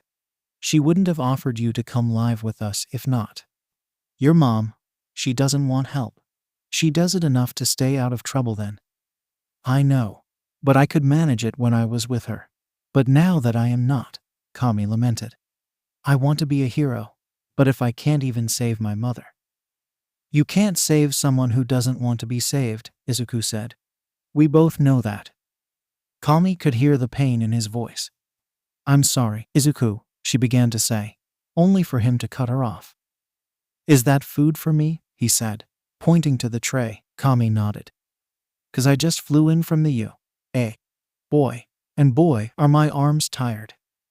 He wiggled his eyebrows, earning 𝗵𝗲 a small smile and a light smack. "You are so dumb," she said, shoving him off the bed. "I am not," he protested. "But it made you smile." "Are you not going to get in trouble?" she said. "Nah, Himiko knows what is going on. And mom is on a date in Tokyo," Izuku said. "If she makes it home tonight, I should be good." "But you have to fly home and go to school tomorrow," she countered, feeling guilty for asking him to come to her. "I will just take some cat naps," he said, popping a carrot in his mouth. "They should get me through the day. How intense could our first heroic class be?" "You're probably right. There's nothing to worry about," she said, feeling better that he was there. 𝗵𝗲 and Izuku were close. They were the same age, third cousins, but they always got along so well. They were more brother and sister. 𝗵𝗲 had come to stay with them a lot as her mother had a drinking problem and got into trouble frequently. The final straw came when 𝗵𝗲's mother, Aunt Leisha, got into serious trouble with some evil people, and 𝐒𝐭𝐚𝐲 came in and managed to pull her out. Aunt Leisha was not appreciative, and the two of them fought. They disowned each other after that, but 𝐒𝐭𝐚𝐲 loved 𝗵𝗲 and was always there when 𝗵𝗲 reached out. "Wait, who is Auntie 𝗒𝐭 on a date with in Tokyo?" 𝗵𝗲 said suddenly. "Midnight," Izuku said with a smile. "Oh, can you message Himiko and tell her I made it safe and to leave my window open?" "For sure," 𝗵𝗲 said, grabbing her phone. After he ate, he had 𝗵𝗲 set the alarm. She curled up with her as a cat so he could get some rest before flying home. He woke up at midnight, kissed her cheek, and watched him jump out her window and take off into the night sky. He made it home faster with a tailwind, crashing into bed around 5 a.m. He was exhausted. Setsuna, her world had come to life once more, and she was happy. Though there was a bit of cautiousness to it this time, she was still working on their winter wedding. She had found the most adorable dress and even a possible venue.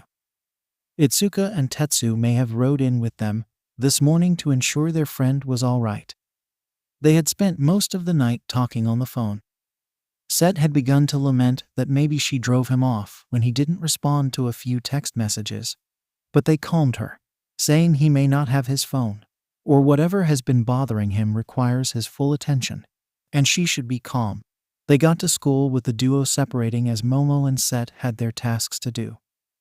They saw their opposites, and the game between Shoto and Setsuna of who could ignore the other better was in full effect. They were surprised when they came to class and saw him in class asleep at his desk.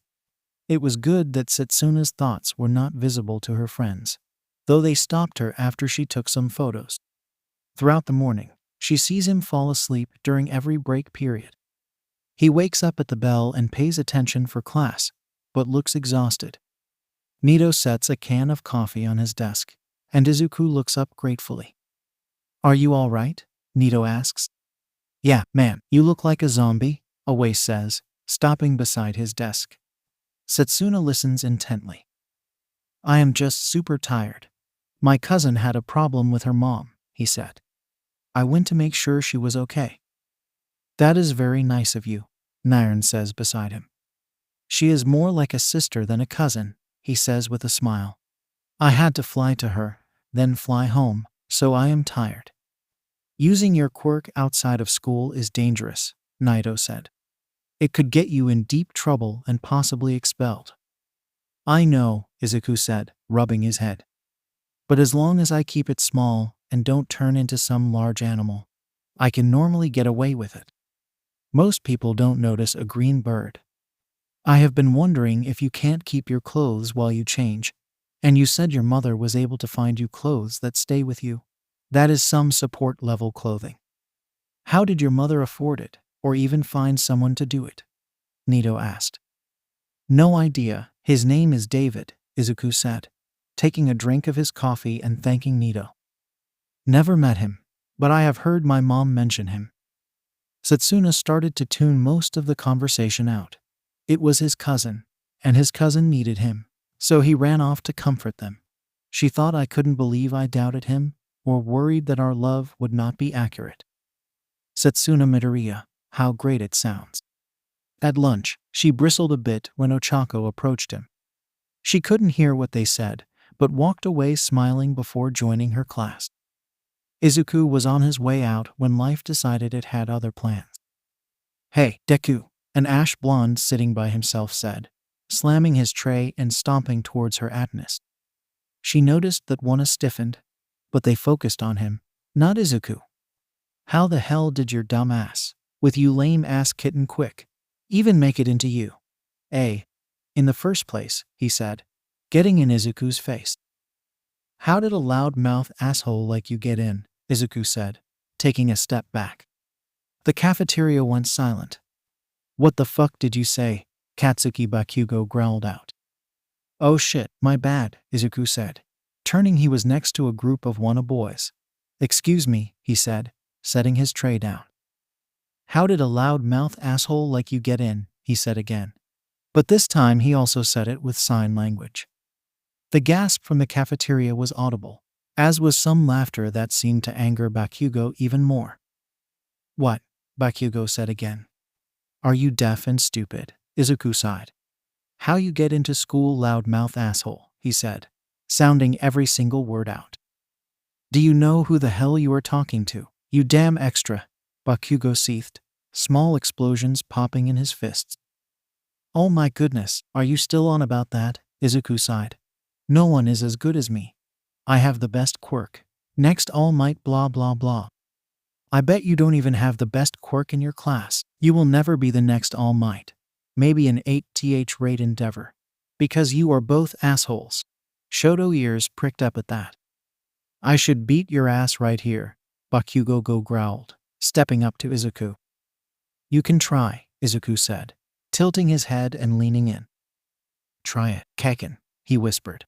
I'll make you famous. Bakugo saw red and reached back to throw a punch, but suddenly Izuku was gone. He swung, hitting nothing but air. He was tripped, and his face planted into Izuku's lunch tray. The laughter erupted as he sat up, his face covered in salad dressing and bits of lettuce and tomatoes stuck to it. Izuku was off to the side, smiling. Holy cow, it worked, Izuku thought.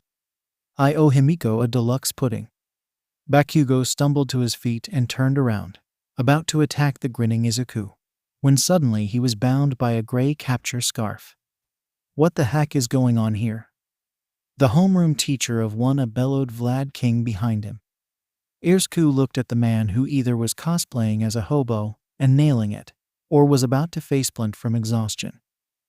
Let me go, I am going to kill him, Bakugo said, practically frothing at the mouth. I am going to kill that damn Deku, that stupid extra. I will be the next #1, you dumb bastard. Midoriya, Vlad questioned. He swung first, Izuku said, shrugging, looking innocent. I just dodged. He may have tripped on my foot, but other than that, I never touched him. Ask them, he said, pointing to the boys from 1A. He isn't lying, sir, said a boy who, from his look, could have been Bakugo's brother, with a similar hairstyle and sharp teeth, but this boy's hair was red. 𝐒𝐩𝐢𝐳 is correct, said a blonde whose hair looked like it had a black lightning bolt dyed into it. The rest of the table supported Izuku's claim. Aizawa, the hobo cosplayer, looked at the table and then at a blue-haired boy with glasses, Mr. Ida. Bakugo appeared to see Midoriya and began to hurl insults towards him. Mr. Midoriya responded in kind, and Bakugo attempted to hit him, only to miss his attack and trip. I did not see if Mr. Midoriya tripped him. Honestly, I didn't even see him dodge, Ida said, adjusting his glasses. Though Mr. Midoriya did use some vulgarity. Narc, another class member said, a boy with purple orbs for hair.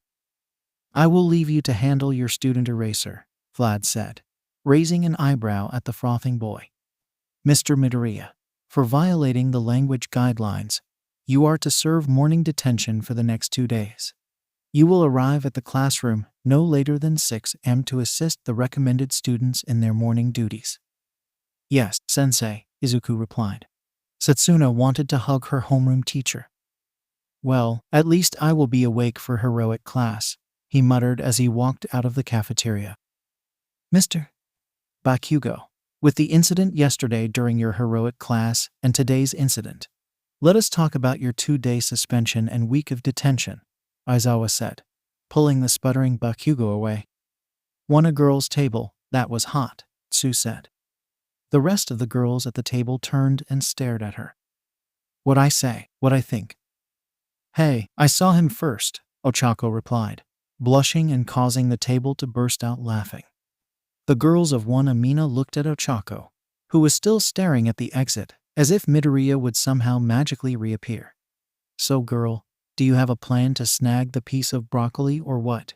Mina asked. Mina was energetic. Her quirk acid came in tandem with her mutated appearance. She had pink skin, slightly paler pink hair, curly hair, and 2 small horns protruding past the curls. Her eyes were enchanting black sclere with yellow pupils adding to her exotic look. Mina loved gossip, especially if it was about romance. It was her favorite topic. Her hobby was shipping people together, and she fancied herself a bit of a matchmaker if anyone asked. But the year had just started, so there wasn't a lot of information to go on. That didn't mean she hadn't started her portfolio to get her creative juices flowing. All the girls seemed top-notch, the boys in her class. Well, she wasn't impressed so far. Relax, Mina. She already got his number that first day. Remember, 𝐒𝐭𝐴𝐳 added as she ate her pudding. 𝐒𝐭𝐴𝐳 was a slender girl with dark purple hair and black eyes. Her quirk was evident, as if it were earphone jack. The girl said Jack was dangling from each ear. 𝐒𝐭𝐴 was pretty, had a rocker chic vibe, and a strong sense of speaking out against what she perceived as wrong.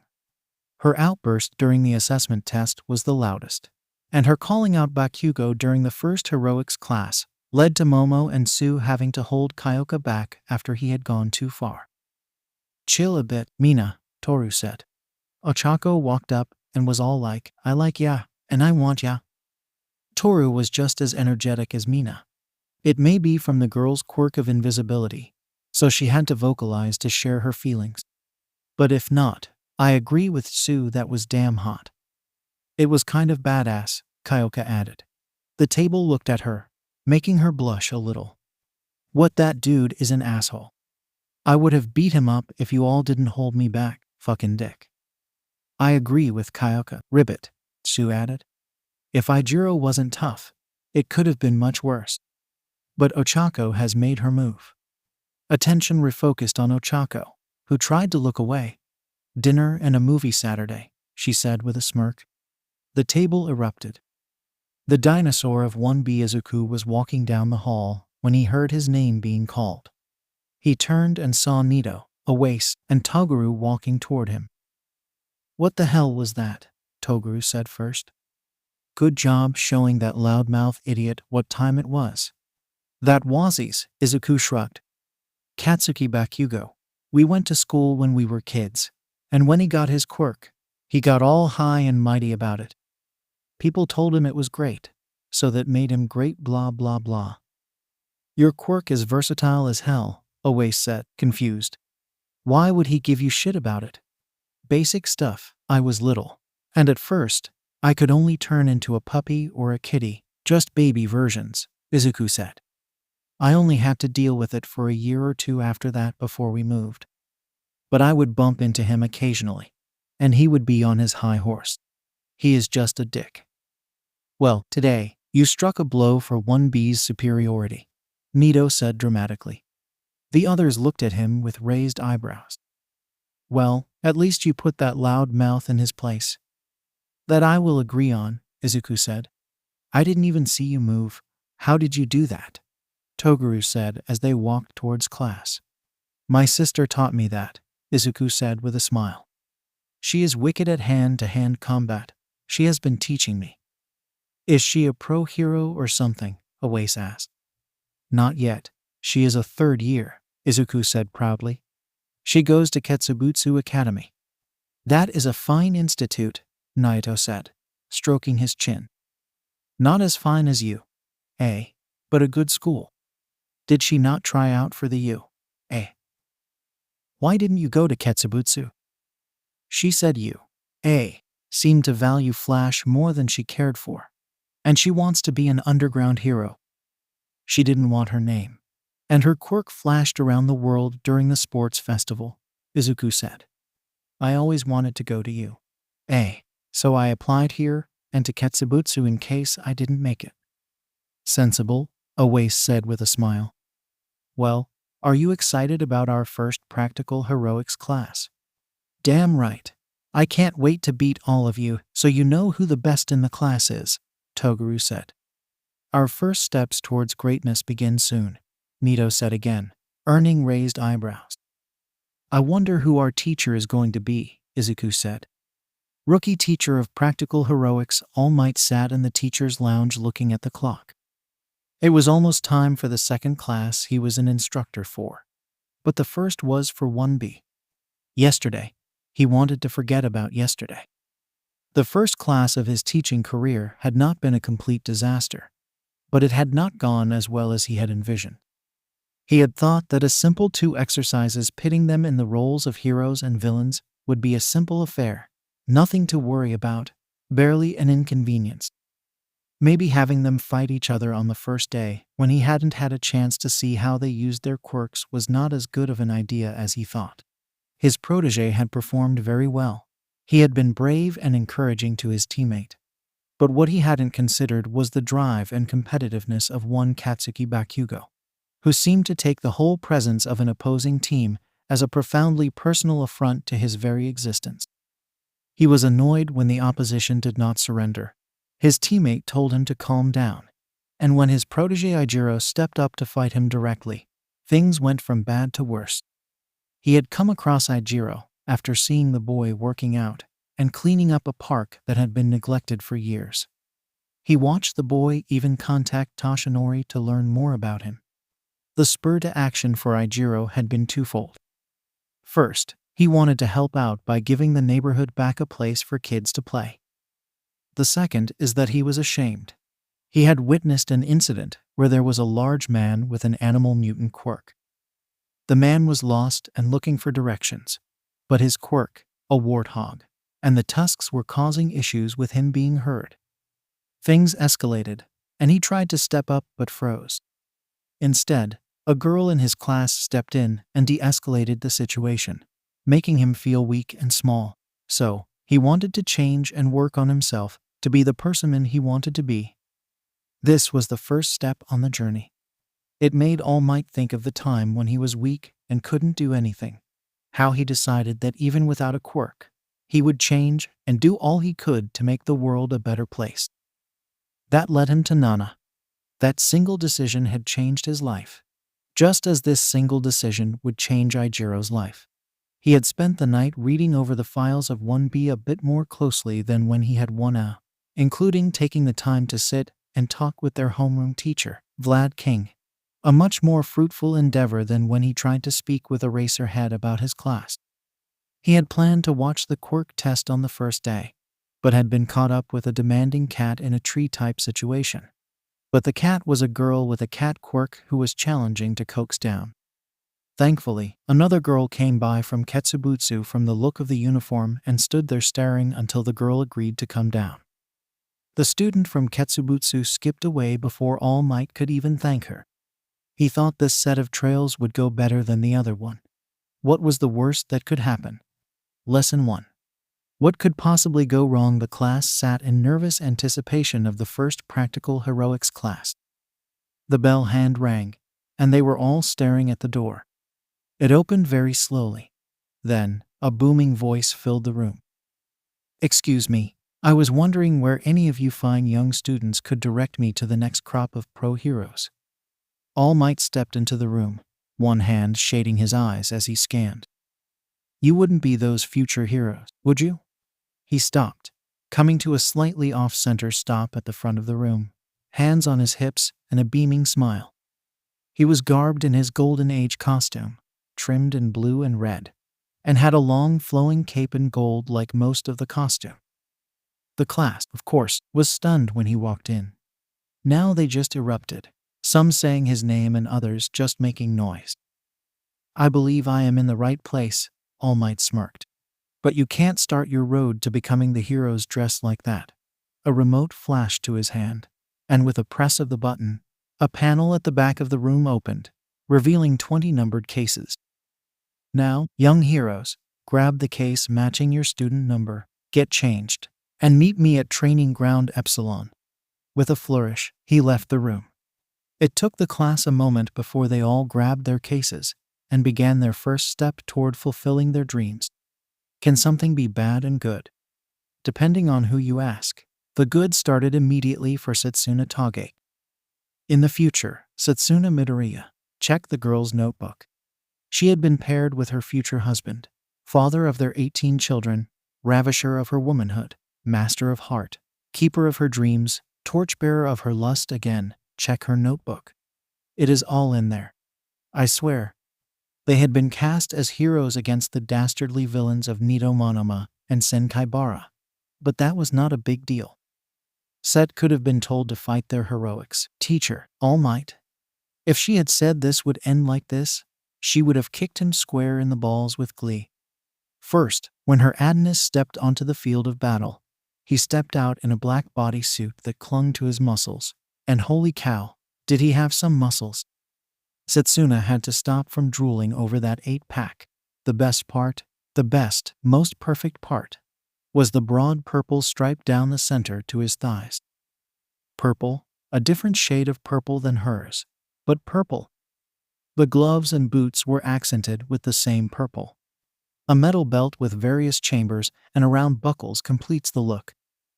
Setsuna wears a purple, scaly mask over her eyes, a simple bodysuit with a matching design, and black knee-high boots. She also wears black fingerless gloves with purple, scaly knuckle guards and pale orange 3-piece wrist guards.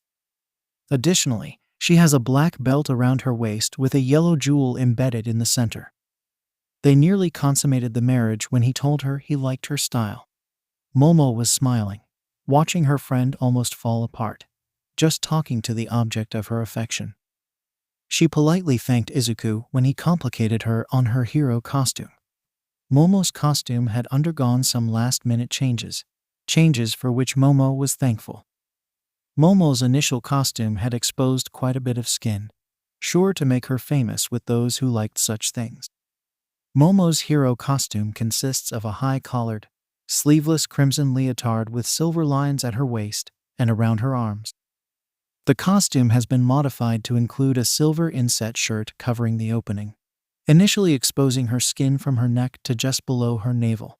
She also wears red gloves with silver trim that reaches her biceps, calf-length red boots without heels, and pants that hug her legs but have an opening at her hips matching her leotard, exposing some skin. Additionally, she wears 2 gold utility belts around her waist. She has attached a high-tech bracer designed for her, and a scouter-style headpiece that gives her access to her composition information. The cape is longer and made of titanium-reinforced material, reaching down to her knees. All other costumes canon now. Setsuna managed to get a few words out. But she almost broke apart and floated away when Pony said they looked like a real hero team. She would have to thank her for that later. The worst part was that they were the last team to compete for the day. She did get to see Momo and her teammate Manga thrash Kosai and Huryu, so that was fun. She wasn't sure how a speech bubble could blush, but seeing a dusky red color the entire time was highly amusing. Itsuka and Nyan managed to secure victory over Tetsu and Jiroda. Then they took the stage. The plan had been simple, and he turned into something small. She carried him stealth entirely to their objective, and they won. The thought of the role reversal of her having him in her hand, of how she would lavish him with affection when given the chance and make sure he knew that he was her Adonis. Izuku had tried to get some ideas from Set, but she wasn't talking much. He assumed she was highly focused. She was, after all, a recommended student, so there was probably pressure on her to perform well. Everything had been going well.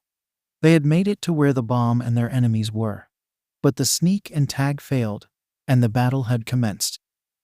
Nito had been yanked into the air by Setsuna when suddenly he exploded out of his clothes, and a gigantic blue whale came crashing down. The building collapsed as he landed. Izuku dived and grabbed Setsuna's head as a beam fell and whacked her in the back. Instinctually, her body pulled together as the 5-story building fell upon itself. Sen dove and grabbed a naked and unconscious Nito before he dived out the window. This was not the best part. The best part was when she came through a minute later. A bit bruised, a little sore, buried under a building, but she was safe, protected even. She was looking up a green triceratops. The bad part is they were trapped. "You okay?" it asked. Izuku asked. The thoughts that ran through Set's mind were not fit to be shared. "Beautiful," she whispered back, her hand reaching and touching his jaw. Her eyes watered at the beauty of a dinosaur protecting her Adonis, and Izuku. "Sorry I didn't hear you," he said. "Are you okay?" Setsuna had never wondered if a dinosaur could blush, but she would have seen it if the light had been better. "I am fine," she managed. "A bit bruised." "What happened?" "Nito somehow copied my quirk when I wasn't looking and turned into blue whale, collapsing the building on us," Izuku said. "Your head got hit by Rubble. I caught it as we fell to protect you and Puppy. Here we are." This was the first thing I could think of to survive a building being dropped on it. "How long have we been here?" Set managed to say, staring at him the best she could, wishing there was more light. "A few minutes," he said. "I am sure they are looking for us." "Are you going to be able to hold out until then?" she asked. "I will keep you safe, I promise," Izuku said back. Setsuna now knew what it was like to see a dinosaur smile. "So, Set know any good games to keep our minds occupied from getting crushed to death?" She felt a tremor run through his body. This was causing a tremendous strain on him, the form holding the building. He was trying to distract himself. 20 questions, she asked. "Sounds good," he responded, trying to control his breathing. "Question 1, she said. She was about to ask him to marry her, but she stopped. While she was head over heels for him, she didn't know how he felt, or if her mother had said anything about him. Right now, they were still alive. If they were about to die, then all bets would be off the table. For now, please keep it simple. Why do you want to be a hero?" "That is easy. I want to make people smile, feel safe, and be aware of the mistreatment of animals," Izuku replied. "Same question."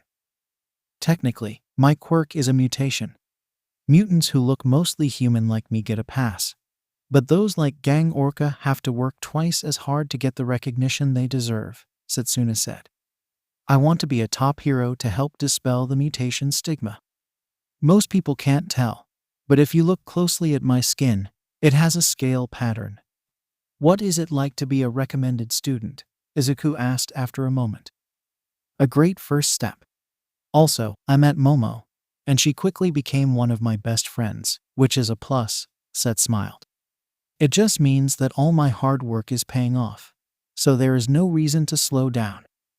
Okay, my turn. What is more important, beating the villain or saving the civilian? Easy civilian, Izuku responded quickly. Same question. Civilian, Set said smiling, glad that she liked the answers given. Who do you look up to? My mom and sister, Izuku responded, his legs trembling. What do they do? Set asked curiously. My mom is a police detective, and my sister is training to be a hero at Ketsubutsu. She is adopted, and her birth parents mistreated her because she has a blood quirk. But after she came to live with us, she became the best sister I could ever ask for. I love her so much and can't wait till we are both pro heroes so we can work together. Izuku said, his legs trembled. Set noted he said nothing about a father, so that she wouldn't bring that up. If you could be any animal, what would it be? Izuku asked. Tyrannosaurus Rex, Set said very fast. I love dinosaurs. When I was a little girl, I would ask my parents for a baby dinosaur every year for my birthday or Christmas. When I found out they were extinct, and what that meant, I cried and cried. Set let loose a little laugh. Aside from almost being crushed to death, being this close to a dinosaur is a dream come true. When I saw you turn into a T-Rex at the exam, that was the most beautiful thing I have ever seen. Wow, thank you, Izuku said. Most people saw wow or neat, but I have never been called beautiful for anything. That is a crime because you are beautiful, Set muttered. What? Nothing, Set said. What is your favorite animal to turn into? That is super hard. I might just be a dinosaur now, Izuku laughed. Cats if I want to sleep. Birds because I love to fly. Being a dolphin in the ocean is amazing. There is just something about flying, Set responded. I can sort of fly, but I love going up and looking at everything, especially at sunset. That is the best, isn't it? Izuku agreed. I love that as well. If we survive this, maybe we can do it one day. I would like that. And we are going to get through this, Set said, her hand on his jawline. I want to get through this to ensure the boy I like knows it. Oh, you like someone cool? That is cool, Izuku said. He thought Set was beautiful, and though she seemed a bit distant, it was because of all the pressure on her, and he didn't say it, but he noticed during the quirk assessment that her skin had a scale pattern. It gave off a subtle glisten when she sweated. It was very eye-catching. Is he someone in our class? Yes, Set said softly. You are a brilliant and pretty girl, Setsuna. I am sure he will be over the moon to know you have feelings for him, Izuku said, being supportive. I hope he feels that way, Set said. Have you ever had a girlfriend? 2, Izuku said. I dated one of my best friends, Sheena. Izuku laughed. It was just so weird we broke up 2 days later. We tried to kiss, and it was yuck. The other was in junior high. She was nice. I guess Gothic was her style. She liked the dark and mysterious stuff, but had this other side that cared about people and the world. But she suddenly had to move something about her father. Izuku paused. You? Nope, never had a girlfriend, Set said, eliciting a chuckle. There was one boy I liked in middle school, but it fizzled before it got anywhere, so I hope the one I like now. The rubble around them shifted. She heard him groan and felt his body trembling. It was then she could smell the metallic odor of blood. Izuku, are you bleeding? A cut on my back, Izuku grimaced. Keep talking to me, though. Tell me about this guy. Of course, he is handsome, beautiful even, Set said, looking up. She didn't see the Triceratops. She saw Izuku there, floating above her. The animal was just an outline. I don't think he knows it, though. That is a good thing, right? If he knew it, he might be all smug, Izuku said. I want to get to know him better. He just blew my socks off the first time I saw him, Set continued. I think he is a really good guy. I know it deep inside. That sounds awesome, Izuku smiled. One of his back legs buckled. If you need a wingman, I will help you. What is his name? I can do some recon. I am not ready to tell you yet, Set said shyly.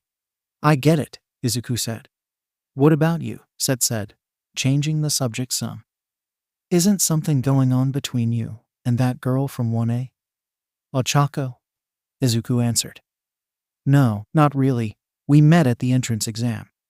I tripped and almost kissed the concrete. She saved me. Then you saw what happened with the 0 pointers. So, do you like her? Set probed. Her heart clenched in her chest. Maybe as a friend, Izuku answered. She is cute. We are supposed to go to the movies this weekend, but I don't think she is into me like that. What if she is? Set pressed. That would cool, but I don't know her. I would want to get to know her better. I know you better than I know her. Granted, this is because this is the most you have talked to me, Izuku said. Oh, why did you want to know if I had a girlfriend? I was asking for a friend, Set lied. She wanted to scream that this guy she liked, the one she thought was beautiful, was him. She overheard that he may have had a girlfriend, which broke her heart. Is this friend in our class? Izuku said, his curiosity piqued. Yes. I know you can't tell me her name, Izuku said. What is your ideal future? Top 10 pro heroes, married, kids. Know that I am doing something good, making a difference, Set answered. What about you? Same. Add in running an agency with my sister and wife. Izuku paused. I like what you said. Knowing I am making a difference. That difference between hoping and knowing is huge. It is, Set said. It's like hoping someone is the one and knowing someone is the one. I like talking with you, Setsuna, Izuku said. After we get out of here, we should do that some more. I would like that. Please call me Set. All my friends do, Set smiled. And after this, you are most definitely my friend. You saved my life. Sure thing, Set. I am just saying I am holding up a building that has to earn me some brownie points, he laughed, his entire body trembling. Oh, it does, mister, Set replied. We are going to get out of here, I promise. You are doing a great job. So, can you change into a baby dinosaur? Positive, Izuku responded. How about this? After we get out here and all rested up, you show me, and I will tell you who the boy I like is and the girl who likes you, Set said, making that promise to herself. Okay, sounds like a plan. Maybe we can double date, Izuku laughed. Okay, so you have to promise me you will go on one date with her, Set added. No problem, I can promise that, Izuku said. She heard him groan. The copper smell was getting worse. What is happening? Set said. I heal pretty fast. The cut is healing, and then the weight is pushing whatever is cutting me, opening the wound again, Izuku said. Then they heard their names being shouted. Cover your ears. Set took them off and curled up into a ball to protect them. First, she heard him roar. It made her entire body vibrate, and she loved that part. Down here, we are here. Try to hurry, this is heavy. The silence was only for a moment. Set put her ears back as they waited. We are coming, they heard Momo shout. Just hang on, just hang on. Knowing that someone was coming for them renewed Izuku. He just had to hold on a bit more, just a little bit longer. Aside from the death threat part, this is the best time I have ever been trapped under a building, Izuku said. Set laughed. How many buildings have you been trapped under? Counting this one. But they always say you never forget your first. And you made this special, Izuku said. Set nearly exploded at the innuendo. Well, I am talented, she said, getting her composure. I bet you are, Izuku said without thinking. Then, the innuendo of the encounter rang in his head, and he sputtered. Set laughed, glad he couldn't see her. They started to hear rubble being moved. They called out. When a hole was opened, and light came in, they cheered. Set reluctantly broke apart and went out. As she floated past, she saw pieces of rebar sticking out his back, and a broken support beam. All Might ordered everyone back as he began to throw more rubble aside. The rest of the faculty had arrived. and 𝗬𝗵𝗲s created a half-dome to keep the rubble from falling in, as they broke the support beam off near the base to relieve the weight of it pushing into Izuku. All Might dropped next to him. "She made it, right?" "Set is safe," Izuku said. All Might could hear the exhaustion in the boy's voice. "Yes, she is being treated now, young Midoriya." "Nito and Sen?" Izuku asked, his body trembling. "Cuts and bruises, but they will be fine," All Might smiled. "Now, young Midoriya, we need to get you out of here. What will happen when you revert to normal form? Will the 𝗵𝗃𝗺 push through?" "No, as soon as I shift, it should fall free. But the damage will be there," Izuku said. "So there are going to be some holes." "I understand," All Might said. "Can you hold for a few moments longer?" "Yes, but not much," Izuku answered. He didn't have to wait long. Recovery Girl was brought in with some of her assistants. "You can release now," All Might said. "You did magnificent, my boy." Izuku smiled, his form blurred as he fell unconscious. Recovery Girl got to work immediately getting him triaged. Once that was accomplished, they moved him to the medical wing. They had sent the rest of the class to get changed and go home for the day. All Might deflated once he was in the teacher's lounge. His second class had worsened even worse. He had almost lost a student today. Nito was going to need counseling, and Bakugo needed counseling. He was in over his head. He needed help, so he chased away the dread and made the call he never wanted to make. "Hello, Master," he said. "I know it has been a while. I need your help." Izuku awoke to a cuddle bug named Himiko lying in a medical bed beside him, and his mother was holding his hand. He wrapped his arms around Himiko, who smiled and snuggled even closer if possible. "Hi, Mom," he said with a smile. "Hello, Mr. Inko said warmly. "How are you feeling?" "Starving," Izuku said. "We grabbed you snacks on our way over," Himiko muttered. "I didn't even get hurt during my first heroics class." "No, but you put your opponent in the medical wing," Izuku said. "I stand by my statement," Himiko said, squeezing him before she sat up. "Okay, I love you both. I will see you tomorrow." "Overnight?" Izuku said. Himiko nodded. "Miss Joke and I are working with Eraserhead tonight. I have to make a good impression. She has been hyping me up. She told me to remind you about your picnic on Saturday, Mom." "I won't forget," Inko said. "Tell her I can hardly wait." Once Himiko was gone. "Okay, mister, you have been cleared to leave, so get changed and get your snacks. We have shopping to do." "But Mom, I almost died," Izuku whined. "Well, you should have died if you wanted to get out shopping now. Chop, chop," Inko said, smiling. Izuku groaned as he was dragged to the mall. It wasn't all that bad, but his mother was making a big fuss over his clothes for the weekend. But he managed to talk her into a few more novelty shirts, so it was worth it. After his haircut, she took him to Troy's, where they had the best garden burger and zucchini fries. Inko waited until dinner, their norm, to ask him about what had happened that day. "Well, it was a good thing you were there," Inko said at the end of his story. "If this Nito boy had copied your quirk before the test and used it, this Setsuna and whomever her partner was may have been killed." "I didn't think about that," Izuku said. "So, who do you think this mystery girl Setsuna was talking about is?" Inko said, leaning on her hand. "I have no idea," Izuku responded. "They are all pretty cute, to be honest. Some are shy, so that it may be one of them. Yui can shrink things, and Kanoko likes mushrooms.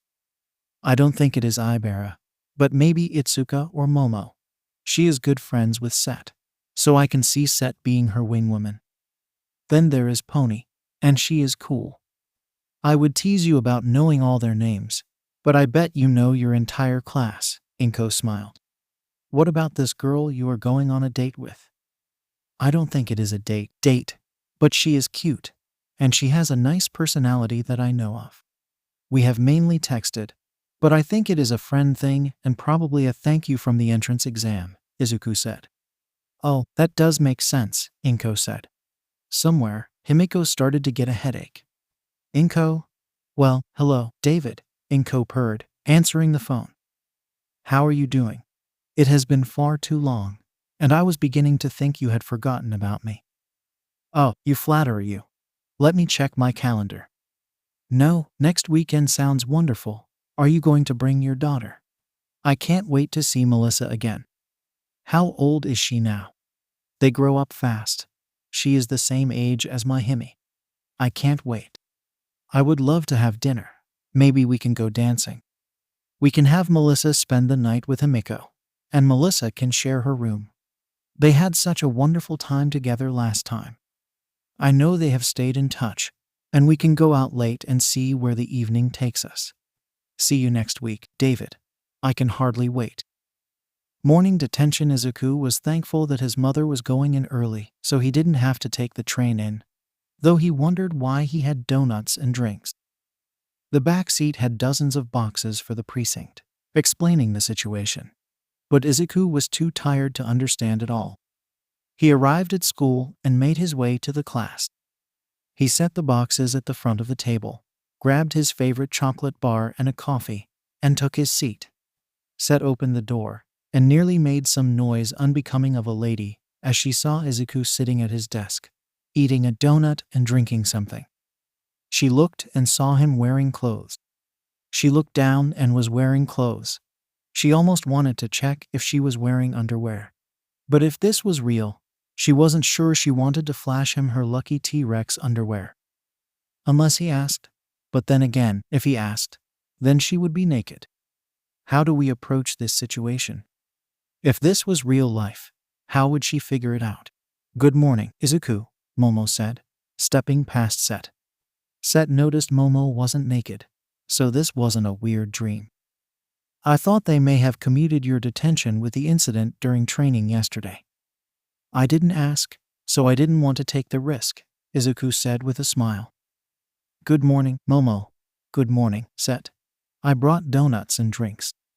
I had no idea what you would like, so there is hot chocolate, green tea, black tea, and coffee. That was very kind of you, Izuku, Momo said. But before anything else, how are you feeling? Good, Izuku said. Tired, but that is from being up early. That is good to hear. I want to thank you, Momo bowed to him. If it wasn't for your quick thinking and your ability with your quirk, then I fear that Setsuna may have been seriously injured or even killed. That snapped Setsuna back. Yes, Izuku, thank you so much. I didn't get to tell you that after we were rescued. No problem, we had to survive. So you tell that guy how you feel, Izuku said, getting up. Momo just smiled. Set had told her all about the conversation she had under the rubble. So, if you two want to grab a donut and drink, just tell me what we must do. I have never had a donut, Momo said with a smile as she looked at the box. Set, why don't you go with Izuku to get the medical kits? I will pick up the packets for class. Then, we can meet back in the class to enjoy our donuts and drinks. Set could kiss Momo. Follow me, Izuku, Set said. When they were in the hall, Set looked at Izuku shyly. Thank you for saving my life, she said. Izuku blushed. How she looked at him. The faint blush on her cheeks and her hair hung down slightly obscured her eyes. Holy hell, she looks cute, he thought. You don't have to thank me, but I understand what you mean. Despite the nearly being crushed part, it was nice to get to know you, Set, Izuku said. Set giggled, her hand by mouth. I have to agree. It was nice talking to you. We should do it again. Where can we find a building to drop on you? Izuku laughed. Hey, how about we skip that part? Fine, I guess, Set rolled her eyes. Let's do it the boring way. Do you like ice cream? Izuku said. I love ice cream, Set said. Now, Set was doing her best not to freak out. Her heart was pounding. Was he about to ask her for ice cream? Was he about to walk her home? Maybe take her hand under the street light. The sun falling as she gets to her door. She opens the door and whispers goodbye, but their hands never separate. She goes to move away, but he pulls her into his arms. A whispered protest, but he silences it with his lips. she can't protest. She can do nothing but surrender as he pushes her inside. Candles light the house, and roses and petals keep their feet from touching the ground. He has taken them into her bedroom. She meekly protests as he tears open her shirt. Back in the real world, Izuku saw Set's face suddenly go red. Her breathing was rapid and shallow, noises that he had never heard a person or beast make. And he had seen an insane amount of animal documentaries. He didn't know he had moved, so he put his hand up to her and touched her forehead. His touch snapped, Set out of her fantasy. He was so close. She was staring intensely into her eyes. Her entire body swooned. Then the noise of half croak, half squeal, and she fainted. Izuku caught her in his arms as they sank to the floor. Help, Izuku managed to say. Izuku held Set, one arm around her back and the other supporting her head. Izuku was looking at her sleeping face. He brushed some hair that had fallen across her face. He could see the scale pattern of her skin, and this shimmer as the light played off of it. It is so beautiful, he thought. He was lost in the moment briefly, but then he realized that he should get her some help, and that she was already interested in someone else. She felt enough pressure without him adding it by following after her like a star-struck puppy. Besides, she might have been sick from how strange she was acting. He had begun to move when he heard her groan. He turned his head back to her, and she was beet red. A nervous eep slipped from her lips, and her hands were in fists by her mouth. Izuku, she whispered. It was all in slow motion as her eyes had opened. His head in profile, the chiseled jawline, the light framing his head perfectly, making his hair glow with fire. The heat of his hand on the small of her back, how radiated through her body, penetrating her core. It screamed that she was ready to be his, to bear his children. Then, the sudden shift of his body, the feeling of him about to take her in his arms. His head turned to her as she whispered the name of her Adonis. Set, her Adonis said, his deep voice reverberating through her, her heart thumping so hard against her chest, longing to be closer to him. Are you all right? My darling, my love, my lizardy. Her brain may have added the last part. Yes, sorry, my sinuses just acted up, Set replied. I never knew sinuses could be that severe. But my sister gets intense headaches out of nowhere sometimes, Izuku replied. Are you sure you are okay? Do I need to get Momo or take you to the nurse's office? Or should it drag you where no one can hear us? So I bask in the glory of your body as I make you scream my name to the heavens. No, I am fine, oh my Izuku, she replied. If you would help me up. Set nearly lost it again as he just stood up, his arms slipping under her knees in the briefest of bridal carries to him. Still, to her, she saw them emerging from the church, her wedding dress flowing behind her, and he carried her to the limo. Her feet being set on the ground did bring her back to the real world. And then suddenly, her brain screamed about how he was about to ask out for ice cream before she fainted. What were we talking about? Set said super casual. Nailed it. She fist pumped internally. I was telling you I like ice cream. Oh yeah, Izuku replied. I was going to say there is this little. Yes, Set said, making him jump. Shit. I mean, you were saying. Wow, she must love ice cream, he thought. There is this little local place I know of that is not far from the school, and they make these amazing seasonal flavors. Would you like to go with me today after school? I can maybe give you some advice about that boy you like, he said, rubbing his head. Set had one foot tucked behind the other as she tucked some of her hair behind her ear. That sounds nice. The medical kits are in there. Would you excuse me for a moment? I need to step into the ladies' room. Yeah, sure, no problem. I will get them set up and wait for you then. Izuku stepped inside the room. Set waited for the door to close, then ran like she was being chased by demons to the girls' restroom. She burst into a restroom, let out a yell of victory, and began to dance around, jumping up and down, her arms swinging above her head before making a circular motion before her. Then, it was almost like she was running in place. Our first girl will have to be named after Momo, she thought. Oh yeah, go Set. It's your birthday. It's your birthday. Go Set. Oh yay. Nailed it. Nailed it. Set calmed herself down and looked in the mirror. She took a few deep breaths. Okay, now just reel him in, she applied fresh lip gloss. Don't make him work too hard. But he has to chase a little bit at least. Oh yeah, Mama, you would be so proud of how smooth your girl was.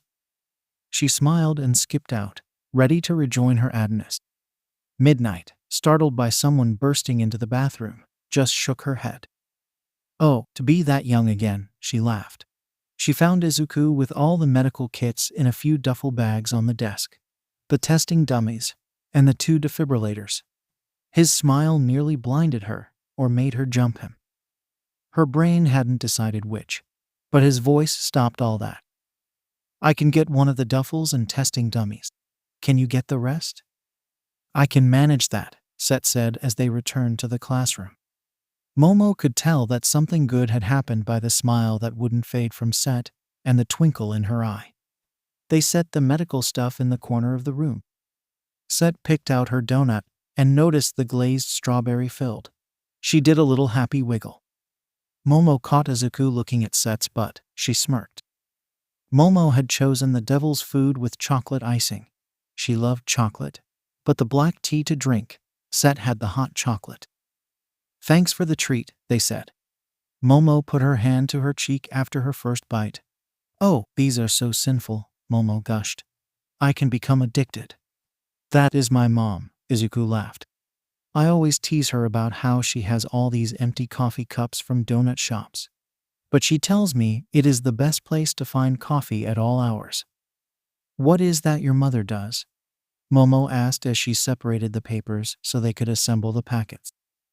She is a police detective, right?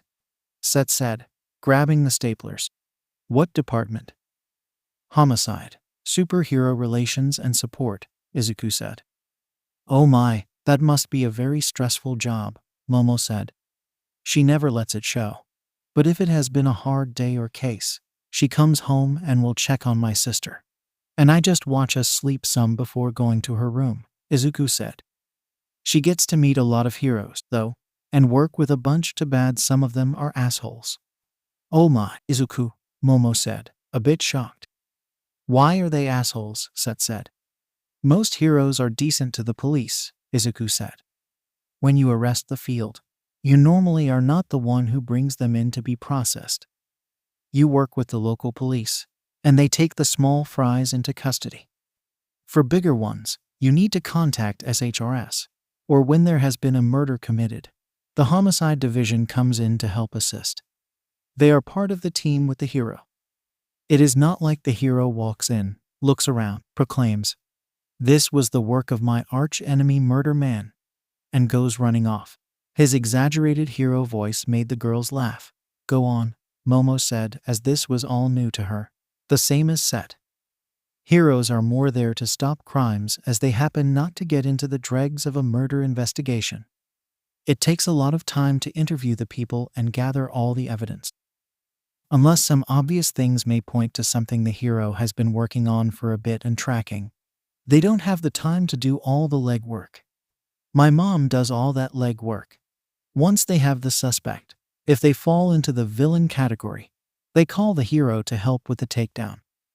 The good heroes credit the police and detectives that make it all possible. The assholes take all the glory and treat the officers like trash. That makes sense, Momo said, pausing to bite her donut. A hero is responsible for their patrol, so they can't spend all night at a single crime scene standing around. Unless their quirk can help with the investigation somehow, like psychometry or something. But then it would be pretty easy for them to find out what is going on, Set added. The other thing is that all people see during a villain battle is the police holding people back. They don't see how the police went in during the beginning of the fight to get people to safety or evacuate the wounded. Or they were on the scene trying to hold the villain off until the hero arrived. The heroes that take all the credit or ignore all their hard work piss me off, Izuku said. People who want to help keep society safe. but their quirks are not suited for heroics, or they cannot train them to make them stronger. A lot of them become police to do what they can. I never knew any of this, Momo said. I knew that the police were an important part of the Justice Division, but all the nuances were lost to me. Has there been a hero that has taken all the credit for something your mom did? Set said curiously. Oh, sorry, you don't have to say anything. I didn't mean to pry. No, it's okay, Izuku leaned in. You can't say anything, but remember the Killer Frost case? I remember, Set said with a shudder. They were a major serial killer that was terrorizing the nation for over a year. They killed entire families, Momo said. My parents added sensors to the area that would detect sudden drops in temperature during that time. She had struck some very high-profile families. It made a lot of people nervous. I remember that 𝗵𝗲𝗏 was credited with her capture, but that is untrue. Right, so 𝗵𝗏𝗏 catches the case. My mom never told me how, Izuku said, looking over his shoulder. But it landed in my mother's lap, her first major case. So she starts investigating. But 𝗵𝗏𝗏 shows up to all the murders and is very interested in any leads. He is hounding my mom and her partner, like every day he calls, yelling at them, telling them to work harder. My mom is working on the case. She is part of the task force because now Frost is nationwide. Everyone knows that Frost can't be working alone. My mom not only finds her accomplice, but takes her down, brings her in, and gets her to roll over on Frost, Izuku said. She follows protocol. Frost is a dangerous person. They track her down, call 𝗵𝗏𝗏, and that huge battle happens. My mom saves 𝗵𝗏𝗏 and a couple of his sidekicks during the fight by her overusing her quirk. Frost gets taken down, and 𝗵𝗏𝗏 goes on the news and takes all the credit, never once thanking my mom. Izuku takes a drink of his coffee. Never thanks all the cops that put in all the work, and he does it all the time. He always treats the police poorly. All Might is always thanking everyone who was involved. I am just one spoke in the wheel of justice. Alone, I could not do anything, Set said, giving an impression of All Might. I have heard him say that during almost every interview, Momo said, smiling. 𝗵𝗏𝗏 was pretty rough, but after she worked a case with my mom, she seemed to change her tune, Izuku said with a smile. I have met her, Miss. Joke, Mount Lady, Blazon, the Wild Pussycats, Gang Acha, Ed Shot, 13, Fourth Kind, Gunhead, Uwabami, Lady Speed, Miss, Rukiyu, Gust, and Chaos Twins. Wow, that is a lot of heroes, Momo said stunned. And I noticed a lot of them are female. Do you find female heroes attractive? Momo's eyebrow raised. I mean, they are very pretty, Izuku blushed. But no, all those are heroes that my mom introduced to me. They all worked cases with her, and were grateful that my mom helped them. So they took her to dinner and stuff. I met a bunch more, many lower ranks, from when my mom brought me to the station when I was little. The desk sergeant was my best friend in the whole world when I was little. And his wife still makes the best vegetarian miso soup I have ever had. Oh, their anniversary is coming, and I need to buy them a gift. That is interesting. Does your mom talk about cases with you a lot? Set asked as they finished the last packets. Nothing she is working on directly. She drills my sister and me on handling crime scenes, taking and making statements, and interrogating a criminal. She gives us a scenario, and we have to figure it out. It is cool, he said, smiling. I wouldn't mind talking to her about such things myself, Momo said. Set nodded in agreement. What about your sister? His sister goes to Ketsubutsu and is a third year studying to be a hero, Set said proudly. One of the amazing facts I learned yesterday. Izuku smiled. Both girls noticed he had said nothing about his father, and they didn't want to ask, not wanting to bring up a bad memory. Does your sister have an animal quirk like yours? Momo asked, setting the stack on Vlad's desk. She looked longingly at the donuts. You can help yourself to another, Izuku said. They were baker's dozen, so there was still enough for Vlad and the rest of the class. Then I would be happy too, Momo's eyes lit up as she grabbed another interesting chocolate-looking one. Oh my goodness, this one has chocolate cream filling. It's so delightful. I may have created a monster, Izuku said, leaning over and whispering to Set, getting a laugh. Izuku seemed to think of something and laugh. What is it? Set said as Momo sat back down.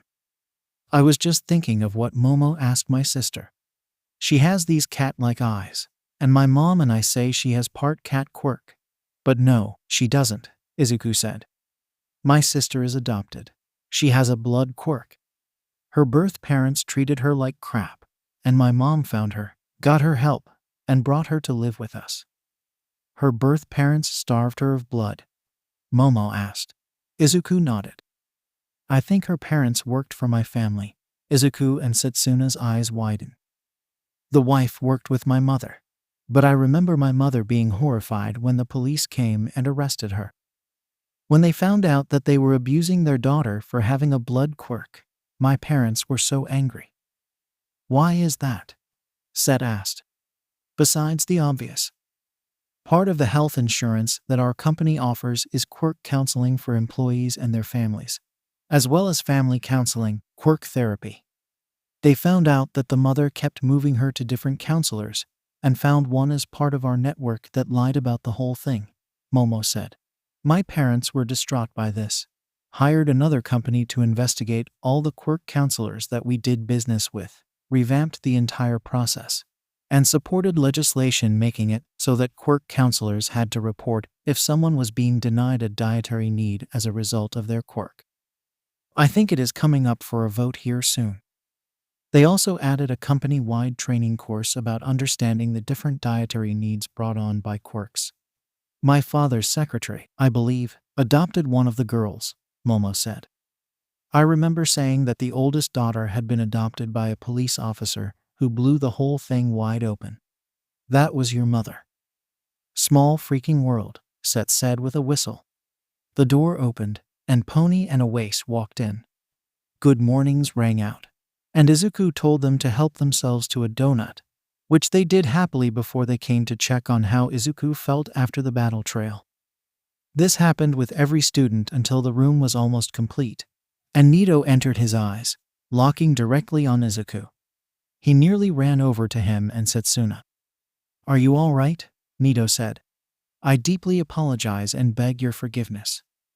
Nito bowed deeply. You warned me, and I just thought I could handle it. I nearly killed you and Setsuna. I will never make such a mistake again. I am very sorry. Well, thank you for apologizing, Monoma, Setsuna said. I know it was our first heroics class, but when you use other people's quirks, you need to be more careful. I mean, you turned into a blue whale in the middle of a building that is just plain reckless.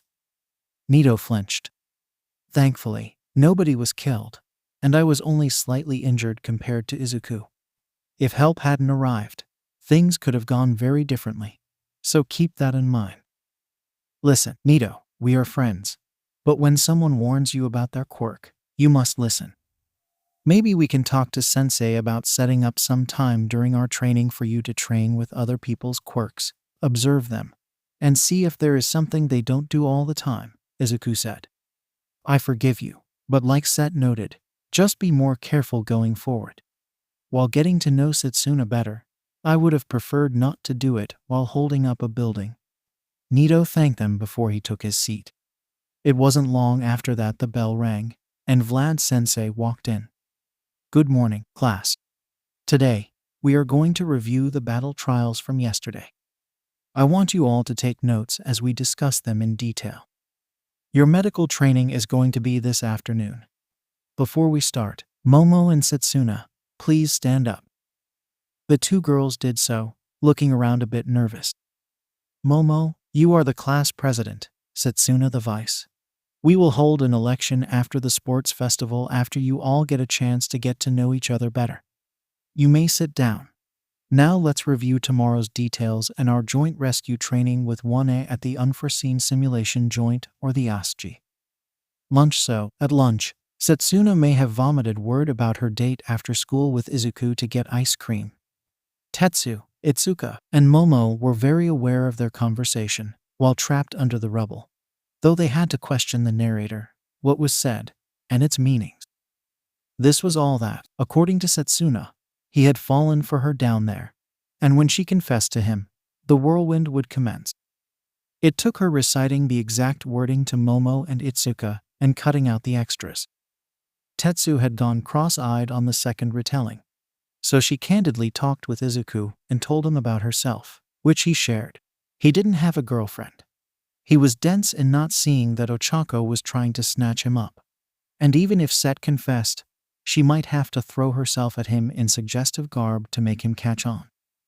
But the positive was that she had somewhat told him her feelings.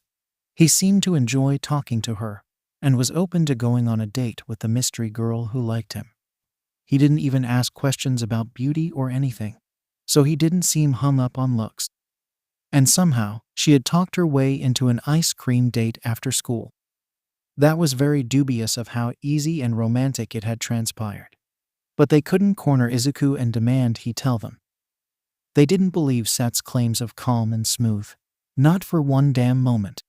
I was thinking that tomorrow after rescue training, he will be in costume so he can change without exposing himself. Set flushed. Her mind tackled her subconscious and hogtied it so it wouldn't with the image of Izuku nude. He turns into the baby dinosaur, and I confess right then and there, and on the way back, we can plan the date that he promised, and by Monday, we will be together. You confessed before the other girl, and he said already that he wanted to get to know her better. Momo rubbed her chin. And you have a mini date planned for today to get ice cream. This may work. It has a much better chance than she had before they nearly died, Izuku sighed. Sounds way too complicated to me, Tetsu said. What if he agreed because he thinks you are bringing him Momo or Izuku? Set pouted. I am already spoken for it, as is Izuku, Momo said innocently. Tetsu and Izuku froze. After my mother caught us in such a compromising position last night, Izuku is bound by honor to make an honest woman of me now.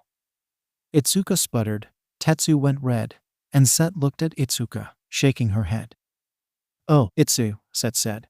Compromising positions? Izuku sputtered out. The way you had my arm nestled between your blossom, locking your thighs around my head. Momo placed her hand on her cheek. Then she made me do the same to her, she pleaded to Set. How scandalous, Set said, wrapping her arms around Momo. Then what happened? Well, we were so hot and sweaty. She invited me to bathe right in front of my mother. Momo dabbed at the tears that were not there. I was in such shock that I didn't know what to do. Next thing I knew, we were in the bath, and she was touching me. Momo fell into Set's arms. 𝐈𝐵𝗺𝗺 fainted, and Kanoko caught her. Pony and Yui's forks were still in mid-movement toward their mouth. Tetsu was swaying in his seat as Izuku was beet red. We were sparring, and your mother told us to shower before dinner, and you asked me if I would wash your back. Is that what happened? Momo said dramatically. Yes, that is exactly what happened, Izuku affirmed. Oh well, I like my story so much better, Momo said, smiling. Oh, you are so darn lucky we are not sparring tonight, Izuku glared at her. I wish we were to have you so close again, Momo said quickly. Steam may have escaped Itsuka's head. I am sorry for teasing you, Izuku, Momo said, hugging her friend. How did Setsuna corrupt you so quickly, Izuku said, hugging her back. I know my divine mission now. I must beat it out of you. Set was laughing as the rest of the table resumed their normal activities. She looked at her Adness. She was glad he was sitting at his usual table and talking with everyone like he hadn't had a building dropped on him. They did send in Tetsu to hear him say that he and Set just spoke, that talking to her was a distraction to not think about everything else, and that it was a lot of fun, all things considered. The laughter from their table pulled their attention. They were all looking at Nito, who was beet red. What they had missed. So what was the worst part of yesterday then? Sen said, smirking. Seeing Nito's dick, Izuku said. Special underwear, my friend, I warned you. Did everyone see it? Nito said, his head falling on the table. Not initially, Nirn said, trying to comfort Nito. But when you got tackled out the window, we saw it all, Toguro said. Nito groaned. Lily white ass cheeks, balls, and dick flapping in the wind as you fell. You owe Sen fucking big time for tackling you out of the room all butt ass naked. I would have kicked you out of the building, but man. Oh God, Nito said, his face turning red. Oh God, you, Sen said. You were unconscious for the whole thing. I was the one cuddling the naked guy. Oh God, Nito said as the image they provided flashed through his head. I think most of the girls saw it as well, 𝗬𝗪 said. I know that Kanoko and Ryuko did, as well as Ibera. She fainted. When she came through, she wondered if the two of you had to be married immediately. Oh God, Nito banged his head. He thought that was why the girls weren't making eye contact with him. The only ones I think that didn't were Momo and Itsuka. They were out that door just behind All Might before we even knew what was happening, Kosai said, trying to give him some relief. Yo, Hiryu, did Pony see Nito's bits yesterday? 𝐒𝐭𝐚𝐲 called. Hiryu grimaced as Nito looked at him, pleading. Her comment was not bad, but she has seen bigger. The table exploded with laughter. Nito vowed he would find a memory-altering quirk right then and there. Ice cream social. When the final bell rang, Vlad reminded everyone to rest, saying that tomorrow would be a long day of training. Izuku had packed up his bag. He saw Set doing the same. Did you still want to go get that ice cream? He said. A few of the people in class froze but kept moving. Of course, Set said with a smile. Let me say goodbye to my friends, and we can head out. Her heart was throbbing in her chest. I will meet you in the hall, Izuku said as Nito, Sani, and 𝗬𝐴CE followed him, trying to get details of what was happening. He told them that she had told him there was some guy she liked, and that this was just a friend thing. He whispered to them about her telling him about some mystery girl after he promised to text them later, and they left. He sent a message to his other friends, telling them not to wait. They had come to seek him out right at the end of lunch to check on him. Miria and Sheena turned some heads when they walked in, and Izuku had to explain to his friends who they were. Set got a pep talk from Momo and Itsuka and a thumbs up from Tetsu. Lip gloss, touched up her blush, and fixed the girls. She stepped into the hall after a deep breath or three. The afternoon light cascaded perfectly over his shoulders. She could feel the world swooning, her mind about to go blank. No, we can't faint right here. It will mess everything up. Pull it together, girl. She yelled at herself mentally. Thankfully, it seemed to work. Ready when you are, Izuku, she managed to say. He smiled. She nearly jumped his bones, the usual. Shall we go? She nodded and stepped with him.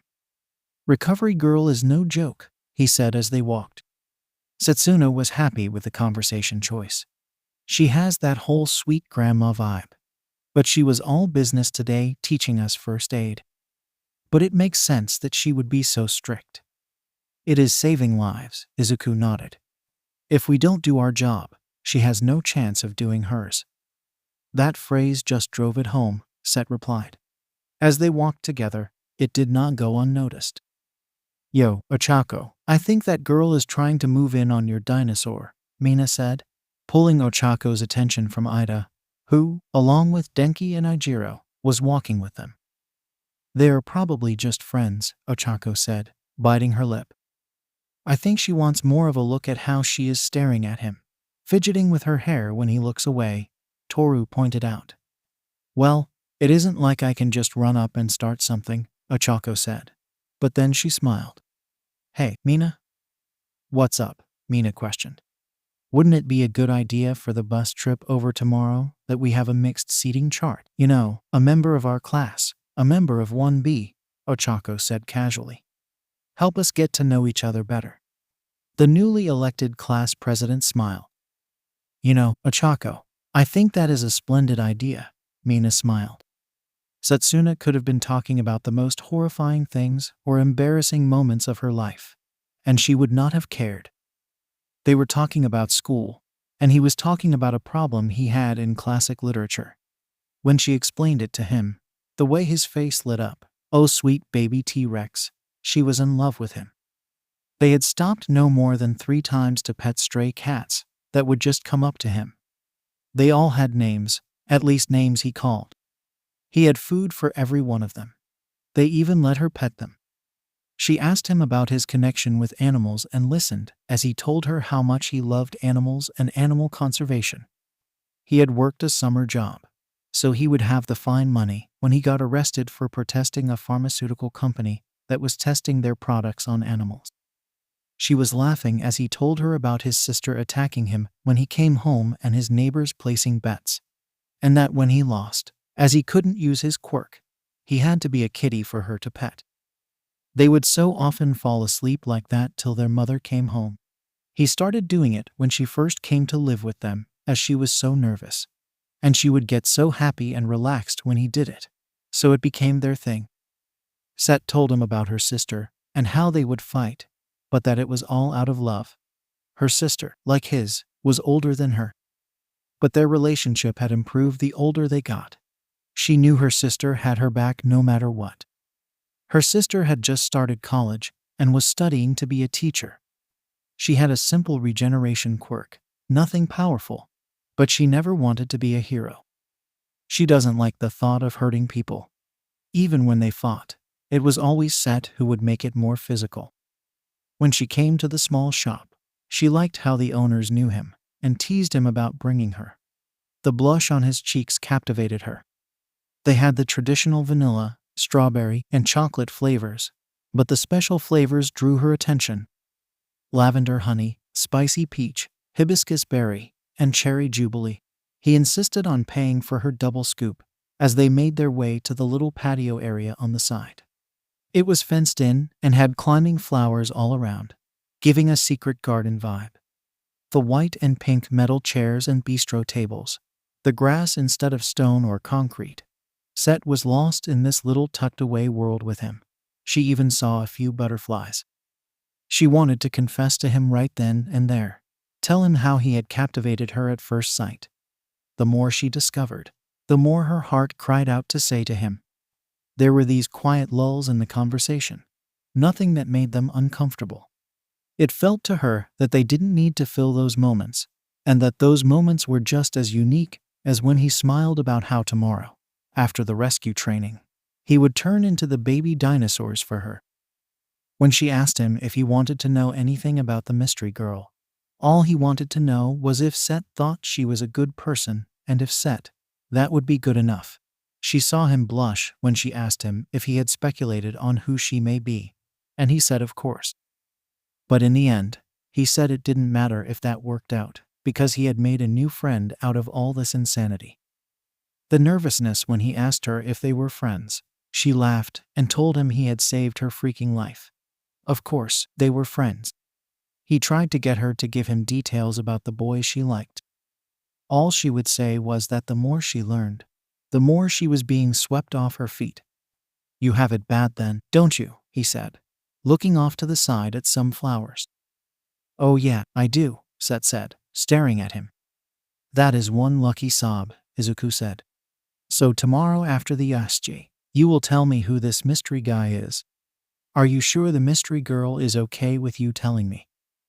Positive, Setsuna said. I know she is really into you and hopes you like her too. Well, I would have to get to know her first, Izuku replied.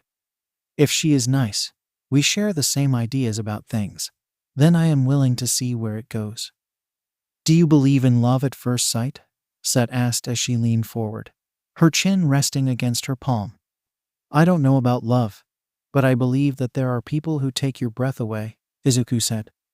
Has that ever happened to you? She asked. Yes, a couple of times, he said, avoiding her gaze. Recently, Set leaned forward. Yes, you could say that, Izuku responded.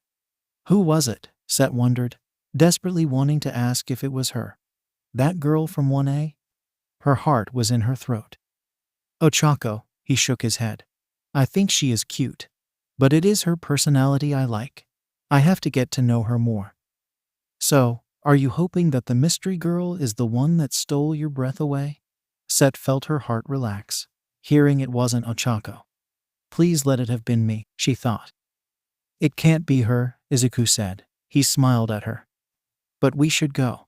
Our trains will be coming soon. Set was sad that this little romantic spell had to break. She wanted to come back to her again and share a kiss in their little secret garden. One question then, Set asked. Is she in our class? Izuku blushed, scratched his cheek, and just nodded. Will you ever tell me who it is? Set said as the gate opened and stepped back into the real world. Maybe, he said smiling, someday. I can live with that. Set held her hands behind her back as they walked, a spring in her step just being with him. Are you excited about tomorrow? Izuku asked. Oh yeah, Set said, looking up to the sky. I think tomorrow is going to be one of those days. One of those days, Izuku said, a bit confused. An important day, a day when you look back on life. You point to that day and say that day was when things changed. Set twirled to look at him, smiling. If he says yes, Izuku said. Good Lord, this girl is so pretty. He thought whoever this guy is has to be one lucky 𝗬𝗵𝗲. If he says yes, Set whispered. I think he is that wonderful. Wow, Izuku said, trying his best not to stare.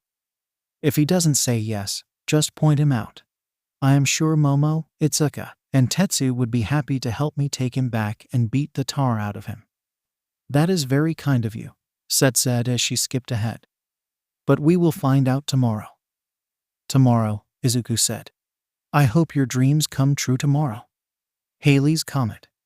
Inko could tell something was wrong with her Izuku.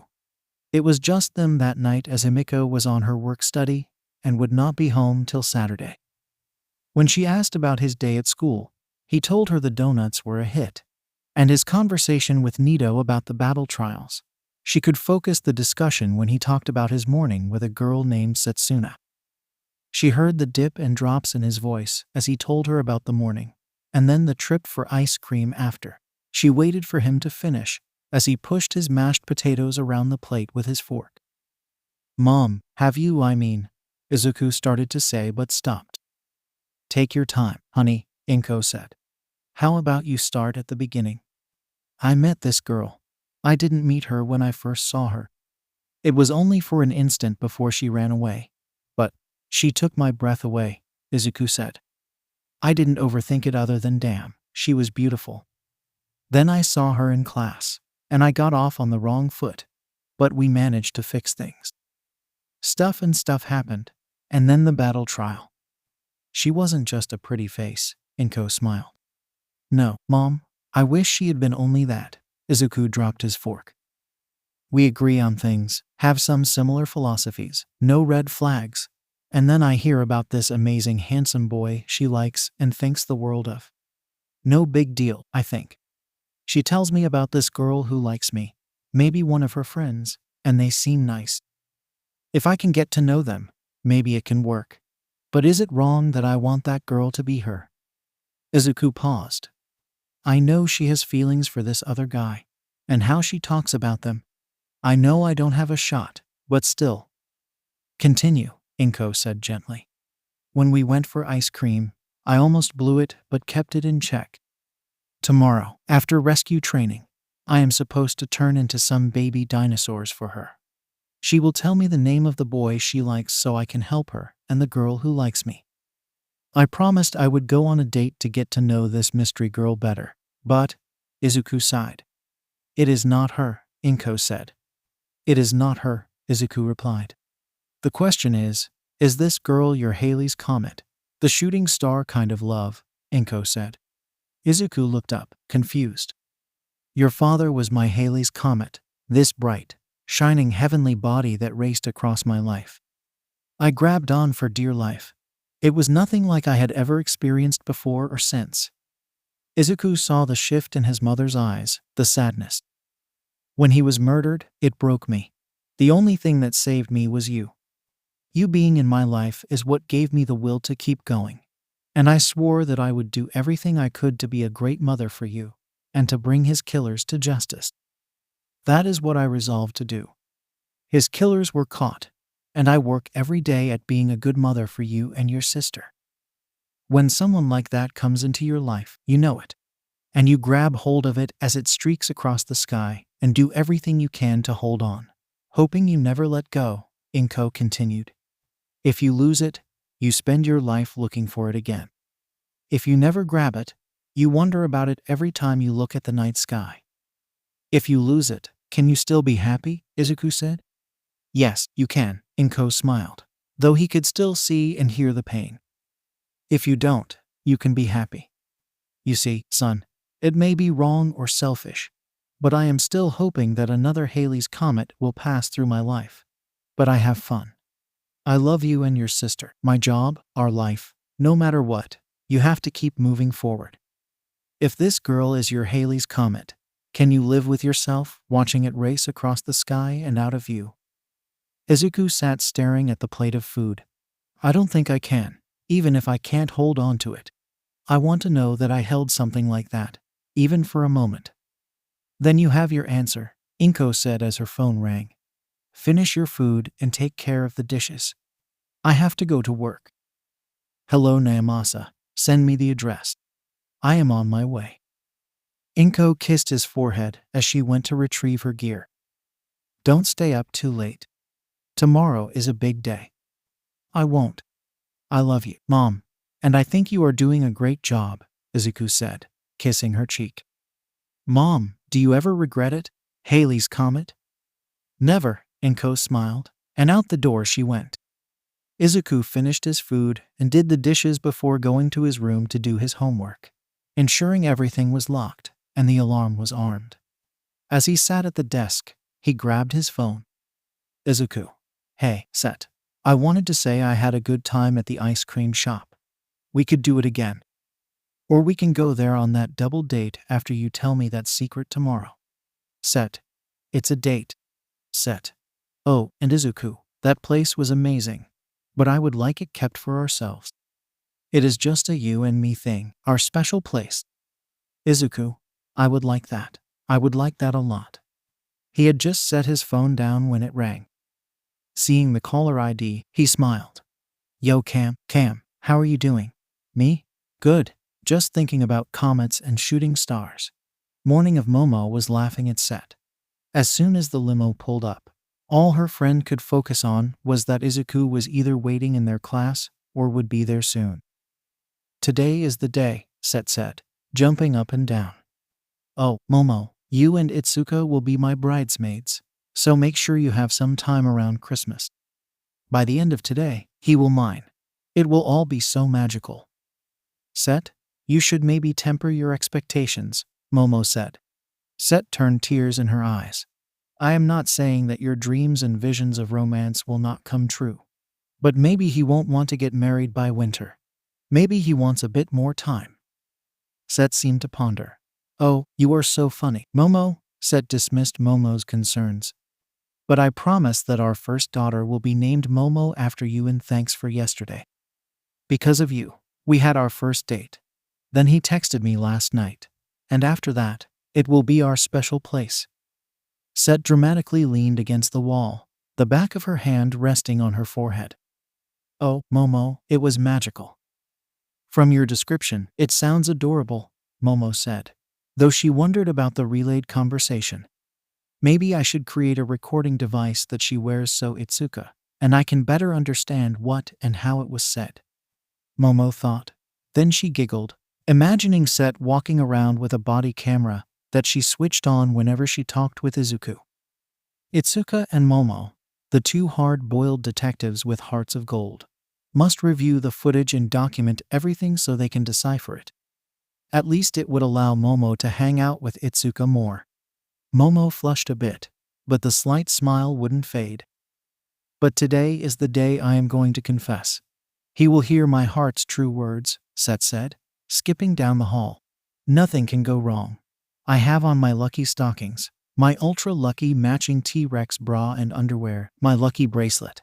I went by the shrine last night, and the ultimate weapon, Set pulled her hair to the side. The one-of-a-kind guaranteed to bring you success. The ultra-rare one-of-a-kind T-Rex earrings. Momo did not laugh at these declarations, but she must admit that the earrings looked very cute. She silently prayed that a meteor wasn't in her friend's future. Momo did pause, though. I thought you wore your lucky T-Rex underwear yesterday. I did, Set declared. But this is the different ultra-lucky matching set. I will show you when we change, and you will understand. How many pairs of lucky T-Rex underwear do you have? Momo said curiously. 18. They have a varying scale of luck though, Set said like it was the most normal statement in the world. They entered the room, and based on Set's reaction, Momo knew that Izuku was in the classroom. Unlike yesterday, Set had not frozen. Good morning, Izuku, Set called out. Good morning, Set, Momo heard Izuku say as she entered the room. Good morning, Momo. Good morning to you, Momo replied, noticing cups and white bags sitting on their desks. Izuku, did you bring us treats again? Izuku blushed. Nothing like donuts today, just croissants, chocolate for you, Momo, and one chocolate and the other almond for you, Set. You are most kind, Momo bowed. We will be sure to repay your generosity at a later date. If you two would be so kind as to go to the cafeteria and pick up the supplies, I will grab the medical and athletic uniforms, as Sensei requested. And we can relax and enjoy the treats you have provided. I like that idea, Set gave her a wink. So Izuku care to lend me a hand? Of course, Izuku said, smiling. You two work so hard, and I am glad I got morning detention to lend a hand. Your assistance has been very much appreciated, Momo said, smiling as Set and Izuku left. Set and Izuku, so today is the day, Izuku said a bit nervously. Have you decided what baby dinosaurs you will be marveled at? I want you to start with a Stegosaurus, then Brontosaurus, and last a T-Rex, Set said, looking over her shoulder at him. This twinkle in her eye, her slightly downward gaze, the hidden smile, it nearly stopped his heart. Then I will tell you the name of the girl that likes you. Are you excited? Yeah, Izuku said. A bit nervous about it for some reason, don't know why. His voice dipped. And then I get to know the name of this boy who has you so twitterpated. Set did not hear the last part. I haven't forgotten my promise. Once I tell you it is you, I get to kiss you and worship you like a true Adonis, she thought. By the end of today, you will know who I am in love with. Love? Izuku said, a bit shocked. But seeing how Set was spouting and gushing over him made sense. He was terrific, beautiful, and a great guy, sweeping her off her feet, so it made sense. He must be her Halley's Comet, he muttered. What was that last part? Set said as she spun to face him, her arms behind her back, slightly bent at the waist, smiling so broadly at him. I can't wait to tell him, Set said. I just know, or I hope and pray that he feels the same. He would be a fool not to, Izuku said, staring into her eyes, his gaze drifting to her cheeks and lips. I hope it works out. So, what was that last thing you said? Set said as they entered the cafeteria. Just something my mom and I were discussing over dinner. But she got called in to work, Izuku said. Does it make you nervous when that happens? Set asked. If it's a murder, then no, Izuku said. Everybody is already dead. Not like they are sitting there waiting to ambush the responding detective. That is an odd way of thinking about it. But it makes much sense, Set said. It must be a big one. She didn't come home last night, Izuku said. As they entered the kitchen, he looked around. What are we here to get? We are getting one of the ice chests and loading up the lunches marked for our class. The other cooler is for drinks. Set handed him a list. That is a list of what we are supposed to grab, along with extra snacks and water. Let's get the lunches first. I will check them off the list as you grab them, and then we can pack them up. Then do the same for drinks. As you command, Izuku said with a sweeping bow. His reward was Set's laughter, which was all he needed. She thought I command you to make me a woman on this counter. As he grabbed the bento boxes, he would call the names and stack them on the table, while Set verified them, and then checked them off the list. With every guy's name in their class, He wondered if this was the one. If this was the guy who had set walking on clouds. He tried to see if you pick it out when would say the name and hand the bento over. He saw her smile when he handed her tetsu-tetsus, which made it all click into place. Oh, that makes so much sense, Izuku thought. He always hung out with her. They probably knew each other before coming to you, eh? Now that they made it, Set is going to make her move. What was he supposed to say? You are the girl that took my breath away. I noticed the scales during the assessment test. You may be my Halley's Comet. I think you are the most beautiful girl I have ever seen. Trap me under any building if we get to talk more. I am sure this girl is nice, but I don't care because it is not you. He couldn't do that. He just needed to keep his mouth shut. Maybe this girl who liked him would be great, even if she wasn't Halley's Comet. He was on his way back out when he heard her. Good morning, Juzo. Good morning, Set. Where is Momo? Izuku came out to see a pale-skinned young man with angular eyes, mid-length spiked beige hair, a flat nose, and small eyebrows. His most unusual feature is his teeth, which protrude outside his skin. He has no discernible lips, giving him a skull-like appearance. He was looking toward the fridge and seemed confused when Izuku stepped out. Juzo is a moderately tall and somewhat muscular young man who is well-built due to intense training during childhood. He has short hair that doesn't pass his neck and wears bangs parted twice to avoid obscuring his vision. With him was another boy who seemed to ignore Set, but focused on Izuku when he came out. His hair is split evenly between white on his right side and crimson-red on his left. As a result, he also possesses heterochromia iridium, which causes his left eye's iris to appear turquoise, while his right is a brownish dark gray. His eyes are pretty thin and reserved in shape. Additionally, he has a large burn scar on the left side of his face, which reaches from his hairline to halfway down his cheek. The boy gave him such an intense look that Izuku wanted to look behind him to see if there was someone else. Momo went to get the medical supplies, Set said to Juzo, who looked disappointed. Izuku has been helping us the last few days. You got into the altercation with Bakugo, Juzo said. Morning detention, Izuku smiled, setting the last lunches down. Before anything else could be said, Shoto stepped up close to Izuku. Why do you hate Endeavor? He said in a demanding tone. Hey, back off, my classmate, Shoto, Set said, ready to defend her adness.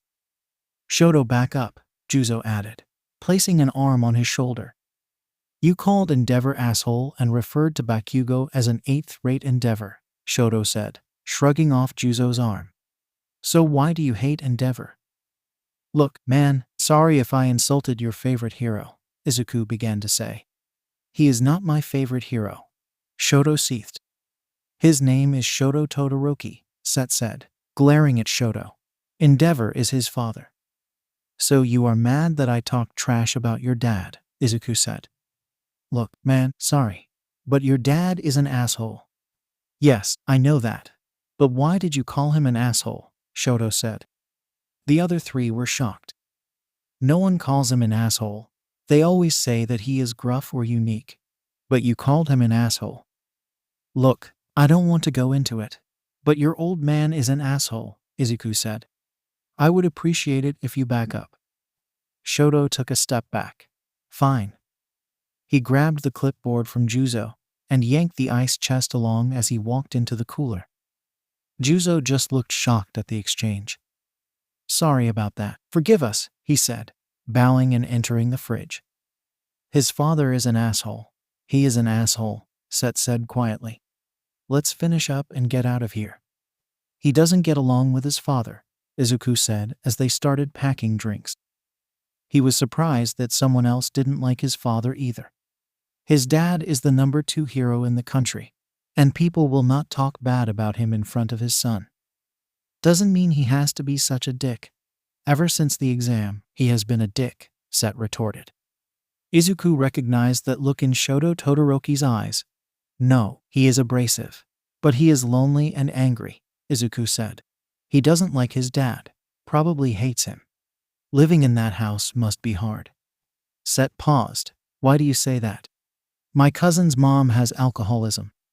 I recognize that look in the eyes, Izuku said as they placed the last of the drinks. I think the difference is my cousin had someone to turn to and people to rely on.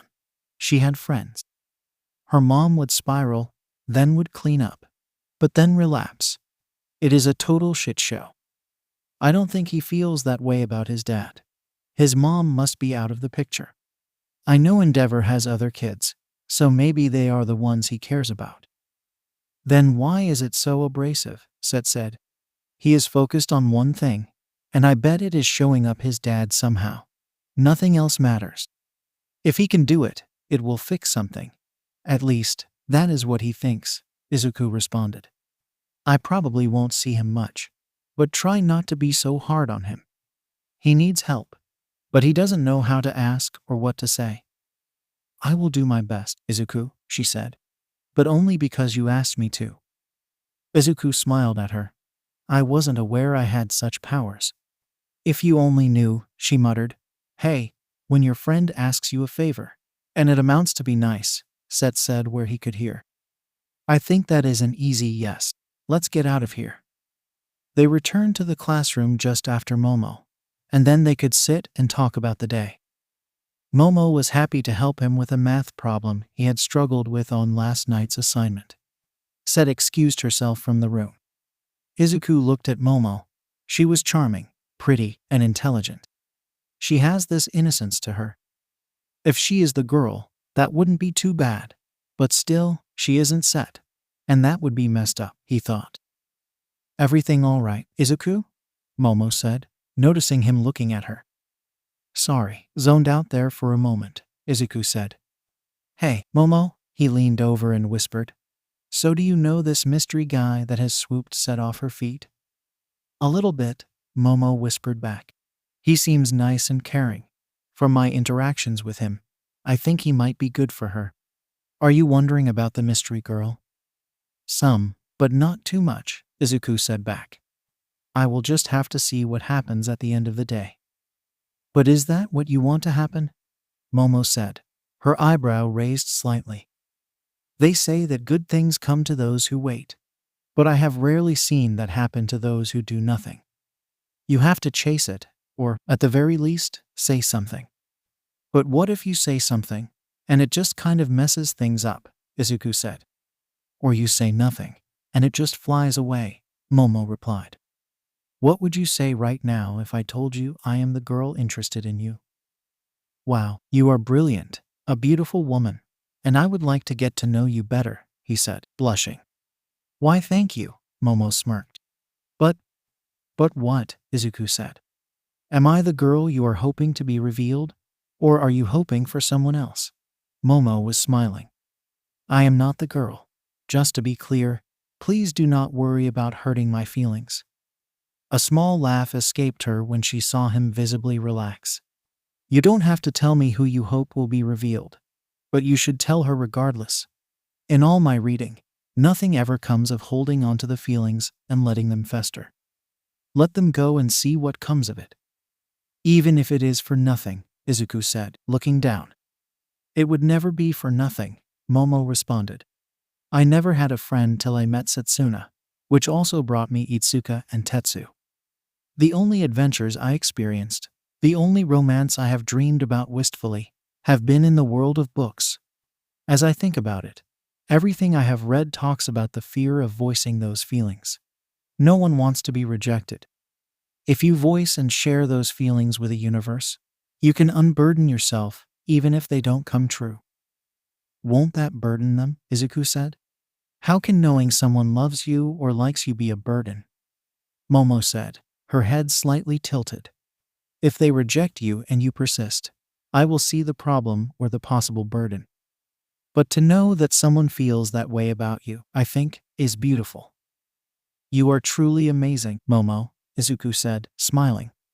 You, Set, Nito, Seni, all of you almost lost your lives on the first training day, Momo said. If it wasn't for Sen saving Nito, and you are saving Set, then we would have had to deal with the tragedy of losing multiple classmates in one day. I would have been robbed of my first friend and the opportunity to meet my next friend. I would like to be your friend, Momo. He paused, thinking about what she had said. You never know what life will bring, Izuku said. I can be as fleeting as a shooting star, Momo replied. A shooting star or a streaking comet, Izuku smiled. The door opened. Did you two miss me? Set came walking in with a small stack of paper and set them on Vlad's desk. Took me forever to find those dumb things. Set flopped into her chair. She leaned on her hand and smiled. So what were you talking about? Izuku was trying to coerce information about the mystery woman. Momo smirked. I held fast. She was an oak, Izuku said with a bow. Good, I am getting my dinosaur, Set said as her gaze never left his eyes. He could feel himself flush. Bus ride once class started. They were sent to get changed and meet at the bus for transport to the 𝐎𝐩𝐽. Momo and Set were out there quickly to meet with the representatives for 1A.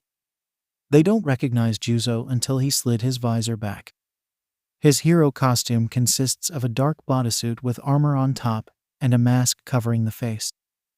The helmet is round and elliptical, tinted black with white lines on the visor and orange with black lines supporting the sides. Some tufts of hair around the back of his head and chin are still visible. They were not surprised to see Juro there, but what surprised them was the absence of Shoto and the presence of a pink-skinned girl, who introduced herself as Mina Ashido, the Class 1A president. Mina is a girl of medium height with a slightly broader build than some of her other female classmates. Her skin is a light shade of pink, and she has somewhat square-shaped eyes with black sclerae and yellow irises, along with notably long eyelashes below and around the sides of her eyes. Her face is framed by short, fluffy, and unruly pink hair slightly darker than her skin.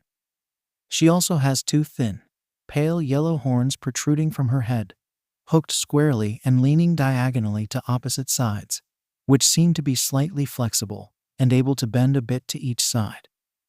In her hero costume, she wears a plain white mask with thin lines over her eyes. Her skin-tight bodysuit is purple and turquoise with a camouflage pattern ending just above her breasts. Over this, she wears a cropped, sleeveless, tan-colored waistcoat with white fur along its collar, which she leaves unbuttoned.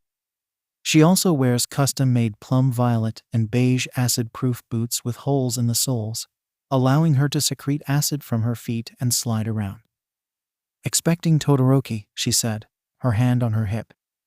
Yes, Momo said, bowing. I do not mean to offend. We had assumed that your teacher appointed you like ours have.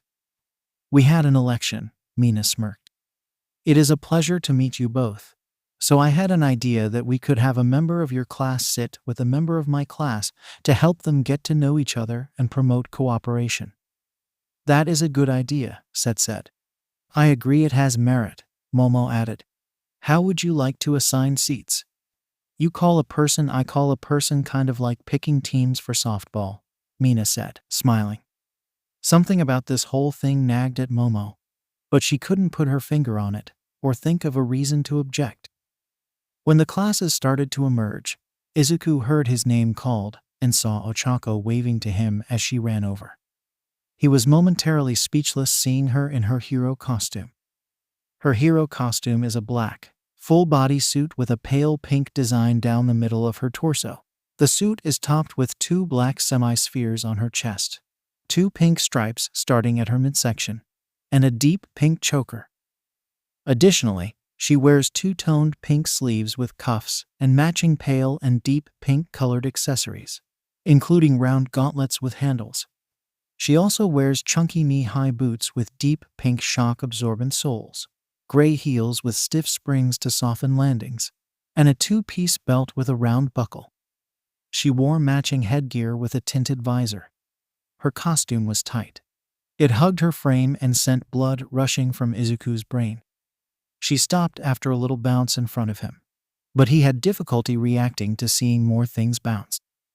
I like your hero costume. You look super cool, and I didn't realize how toned you are, Ochako said, smiling and looking up at him as she was bent over at the waist, her hands behind her back, her shoulders back emphasizing her bust, her eyes drifting over his abs. "I made a mistake when I sent in my design. I wanted it to be more poofy, like a space suit, and not so tight. But the girls in my class said it looked good. What do you think?" She stood up, turned around, looking over her shoulder at him so he could see her ass. Izuku gulped. "No, they were right, 𝗧𝗏𝗄. You look stunning." "Thank you, Izuku," she said, blushing. She leaned in. "I was hoping you would like it." Set saw him come out and smiled at how hot he looked. But then her rival appeared, and Set wondered how much trouble she would get in for running up and drop-kicking her. Set looked over 𝗧𝗏𝗄's figure and bit her lip as 𝗧𝗏𝗄 had her beat in the chest size category, and was thicker in some parts. But Set felt she won in the ass and legs department. Set saw how 𝗧𝗏𝗄 was flaunting her assets. She saw Izuku blush. "Try all the tricks you want, bitch. After today, it won't even matter," she thought. "You are much prettier," Momo whispered. "I have a good feeling about today." Then the trap sprung when Momo called Izuku's name, and Mina called 𝗧𝗏𝗄's. "Clever girl," Momo thought as the two boarded the bus. "𝗧𝗏𝗄 and Izuku. It is cool that we get to sit together," Izuku said, smiling. "I know," 𝗧𝗏𝗄 replied before leaning over. "I asked Mina to make sure we sat together," she whispered. "I wanted to spend time with you ahead of our date. I am excited." "So am I," Izuku said. His mind raced about her saying date, not hang out or meet up. But that word date. Was this a date? Like an actual date? His mind raced. "I wish you were in my class," 𝗧𝗏𝗄 continued. "We could hang out more. How was your first heroics class?" "Ours got intense." "Why don't you tell me about yours first?" Izuku answered. "Okay, what if this was an actual date? Not the friend thing he thought it was, or the thank you thing." 𝗧𝗏𝗄 was pretty. He couldn't deny seeing her so close with a smile and hearing her enthusiasm. In her uniform, she was pretty in her costume, bordering on hot. His mind was whirling. He listened to 𝗧𝗏𝗄 tell him about her match, and how she had teamed up with 𝐒𝐩𝐢 to go against Tenya and Bakugo. He wanted to be surprised when he heard about how far that Bakugo had gone in the fight with 𝐒𝐩𝐢. That if it wasn't for how extraordinarily tough 𝐒𝐩𝐢 was, if anyone else had been in that position, he may have killed them. He noticed how she told him how mad that had made her and the others. They had to hold Kyoka back from slapping him because he was running his mouth. Then, when they saw Izuku confront him in the cafeteria, he earned some massive brownie points with them and some of the others in class. 𝗧𝗏𝗄 glanced around and leaned in. "It was pretty hot," she whispered.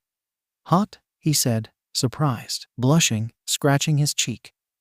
"Some of the girls thought so," she said, leaning close to him. "I was one of those girls."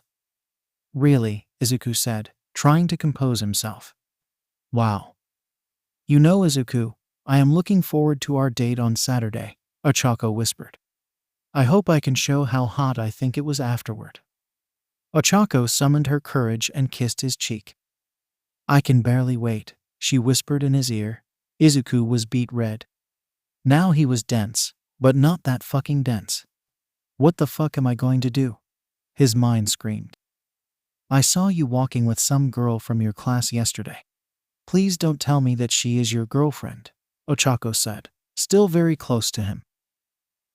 No, that was Setsuna. She likes some other guy. We are just friends," Izuku managed to say.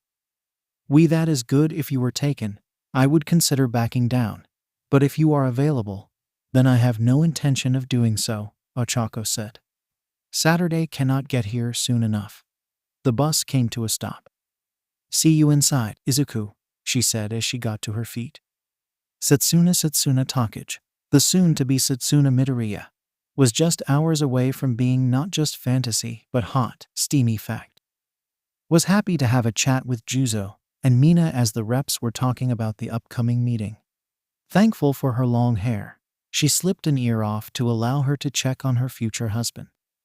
She bristled when she heard that 𝗧𝗏𝗄 had engineered them to sit together so that she could talk with him. This girl was making it very clear that her plans with Izuku for Saturday were not of the pure, friendly variety.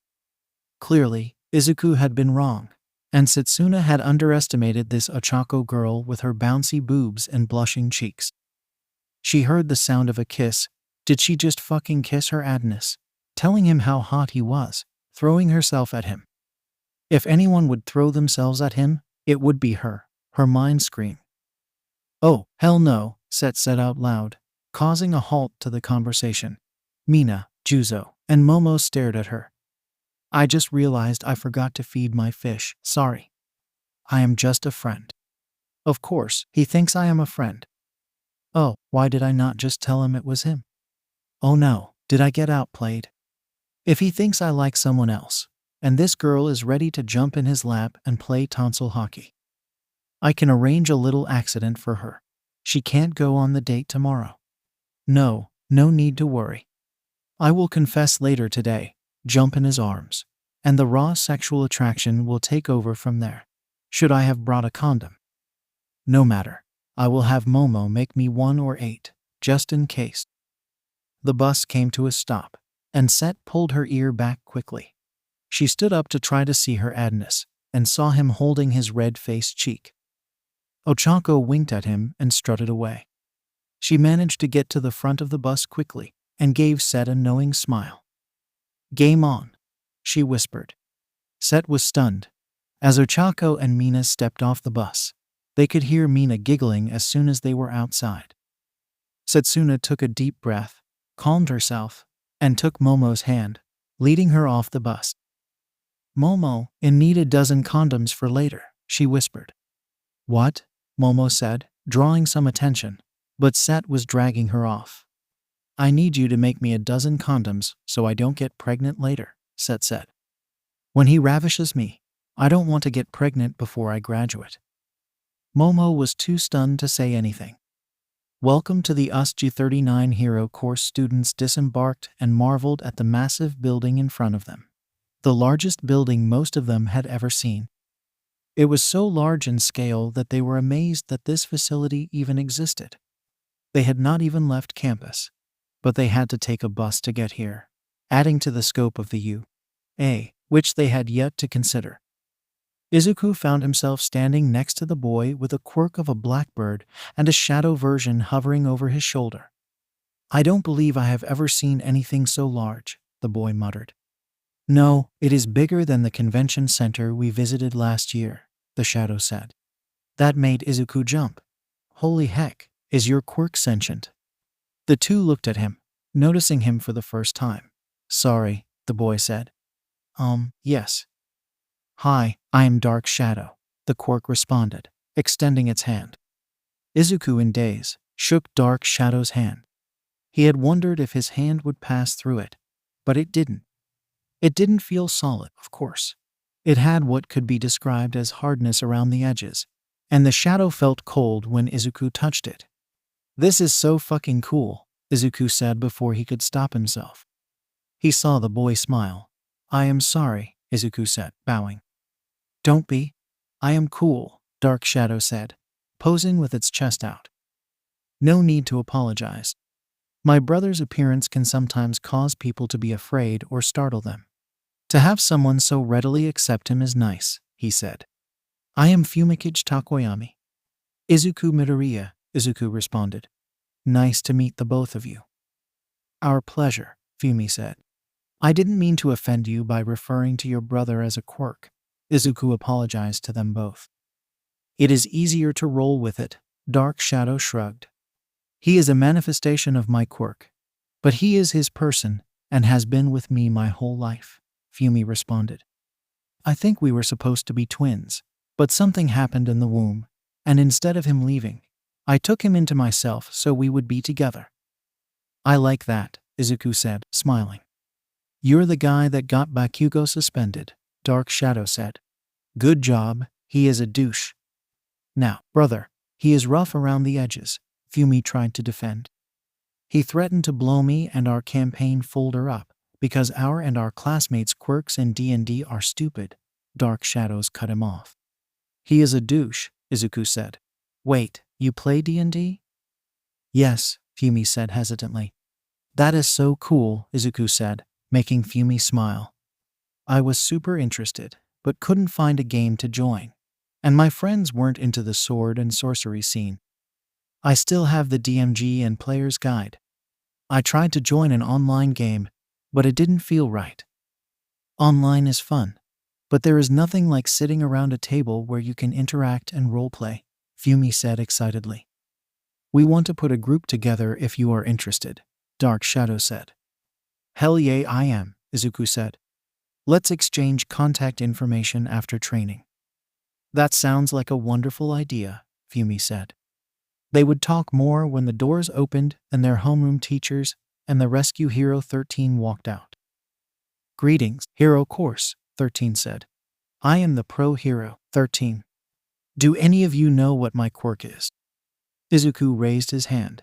He noticed Ochako frantically waving her arm in the air. Her enthusiasm made him smile.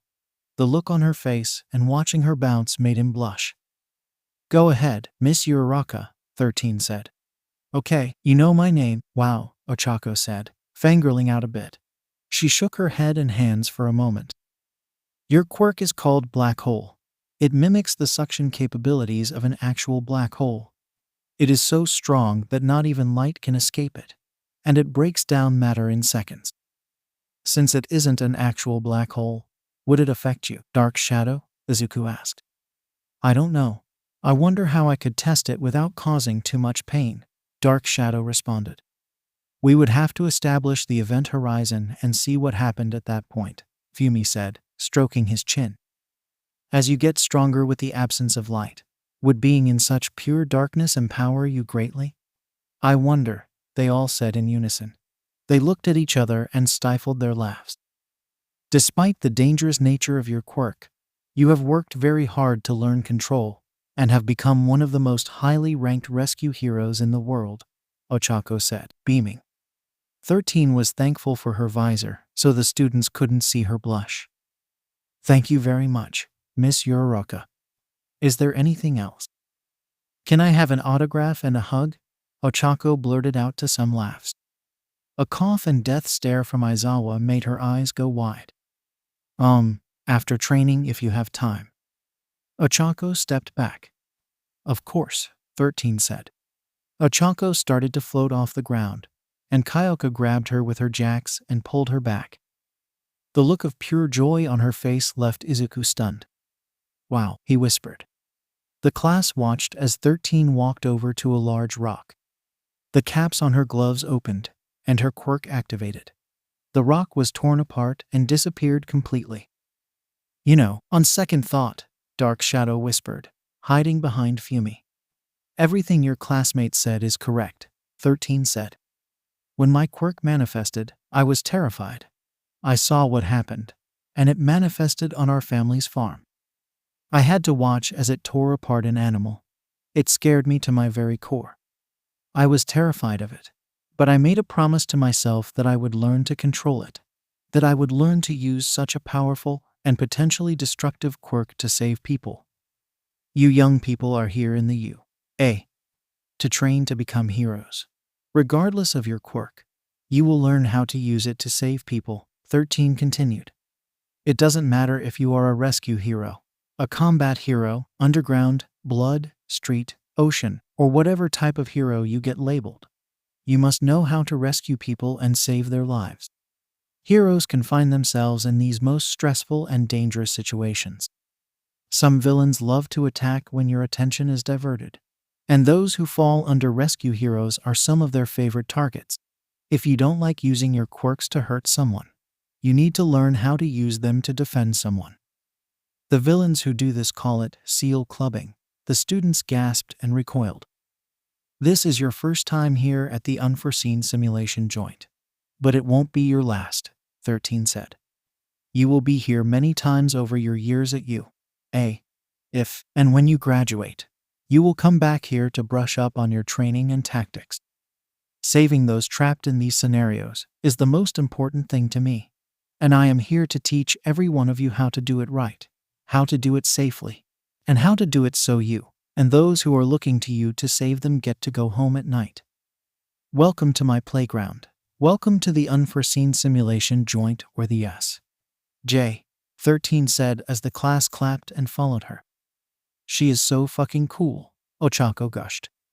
Momo was red-faced as Setsuna put something in her belt pouch and smiled. They were walking through a set of massive doors where they saw so many different zones as they walked through a glass tunnel. It was all laid out. An actual lake, mountains, canyon, a real-life volcano, a forest, and cityscapes. One was on fire, one had lightning crashing around it, and another was soaked in rain. It was mesmerizing. This is training. But the elements you are going into are real, �13 called out. You will deal with real fire, rocks, hail, snow, hurricane winds, and electrical discharges. We have done what we can to control it. But as you all know, things happen in training that are out of our control, so keep that in mind as we go into the different zones. Respect the environment, your teachers, and those on your teams, and listen to the instructions given. If you are unsure of the instructions, ask for clarification. Do not guess. Guessing can get you or others on your team seriously hurt. Yes, sensei, the students yelled back. They walked through another set of doors, and were in the 𝐒𝐻𝐸. They were standing on an elevated platform overlooking a plaza with a huge fountain. The students were looking around, taking everything in. The lights flickered, and a voice called out. Vlad King, sir, is that part of the training? He said, pointing to the plaza and stepping back. A large swirling black and purple portal made of smoke or mist appeared, and a slim man with pale skin and yellow-tinged teeth stepped out. He had many wrinkles around his eyes from constantly scratching at allergies that irritated his skin. His lips were chapped and uneven, and he had a small mole underneath his right lip and visible scars on his right eye and under his lip. His hair was messy and grayish-blue, varying in length, with the longest clumps reaching his shoulders and hanging unevenly over his face. His eyes and mouth were usually obscured, but when visible, they had a somewhat maniacal look, with bright red irises. He wore plain red sneakers, black leather pants that exposed his ankles, and a matching long-sleeved V-neck shirt. Additionally, he had 14 embalmed hands, all positioned to appear as if they were holding on to different parts of his body. He walked out with the confidence and relaxed nature of someone taking a stroll through the park. As he emerged, another stepped out. This person's body was made out of a dark purple mist similar to the portals, save for his eyes, which were a glowing yellow that seemed to float in the mist. He wore an elegant suit, minus the jacket, opting for a vest. A metal brace was also visible from his collarbone up his neck. The last to emerge could best be described as a monster. It was taller than All Might, and its sizable muscular body was covered in numerous scars across its purplish skin. The thing's brain sat exposed. Its beak-like mouth had an array of sharp teeth, and its eyes jerked in different directions like someone had stuck large, googly eyes on the monster for fun. It simply wore beige pants with metal knee pads designed to emulate skulls. Where is All Might? The one who appeared to be in charge called out, his voice rough and dry. I am Shigaraki, and this is the League of Villains. We have come to kill All Might, but it appears he is running a bit late for his funeral. No matter, we shall welcome him with the bodies of those before us. Should any of you live to think back on this day and realize that your blind devotion to the lie that is heroics, and that idiot is the reason your friends are dead, today the revolution begins. To me, my league. He dramatically snapped his fingers as the portal opened behind him and out stepped more villains. They were cacking and yelling. Vlad and Aizawa saw the villains emerging, which was concerning. But more concerning was that some of the emerging villains wore prison jumpsuits, matching those from the high-security prison. The Cube. 13? Vlad said over his shoulder. Communications are offline, 13 responded. Kaminari, Aizawa said. Nothing, sensei, Denki said, a tremble in his voice. The two homeroom teachers looked at each other. 13, get the students out of here and sound the alarm, Vald called out. Mr. Aizawa, there are too many of them. Your quirk, Ijiro shouted. A true hero is more than their quirk, Kirishima. Follow 13 or consider yourself expelled from the hero course, Aizawa said as he and Vlad King jumped over the rail. Now, students, we must evacuate quickly so your teachers can do the same. Get to the doors, 13 yelled, and the students started to move, though some were reluctant to do so. Kurogiri, we can't let our sacrifices escape the blade. You know what to do, Shigaraki said to the artificial mist. Whomever brings me their bodies gets double pay, he yelled. The villains that had emerged behind him cheered and rushed Vlad and Aizawa. The class was moving towards the door when a portal opened before them, and Kurogiri stepped out. 13 took position between the class and the villain.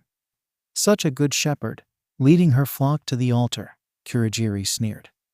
The only place I will lead them is to safety, 13 called back. Her hand came forward, the caps covering her fingers released, and her quirk sprang forth. Another portal opened before the villain, and one opened behind 13. The attack went from one portal to the other, striking the hero in the back. They heard her scream as the back of her suit was torn away along the skin, and blood erupted. 13 fell to the ground, cutting off her quirk. The altar has been prepared, and the blades have been sharpened. Let your death screams summon All Might into everlasting despair before he dies, Kurogiri said.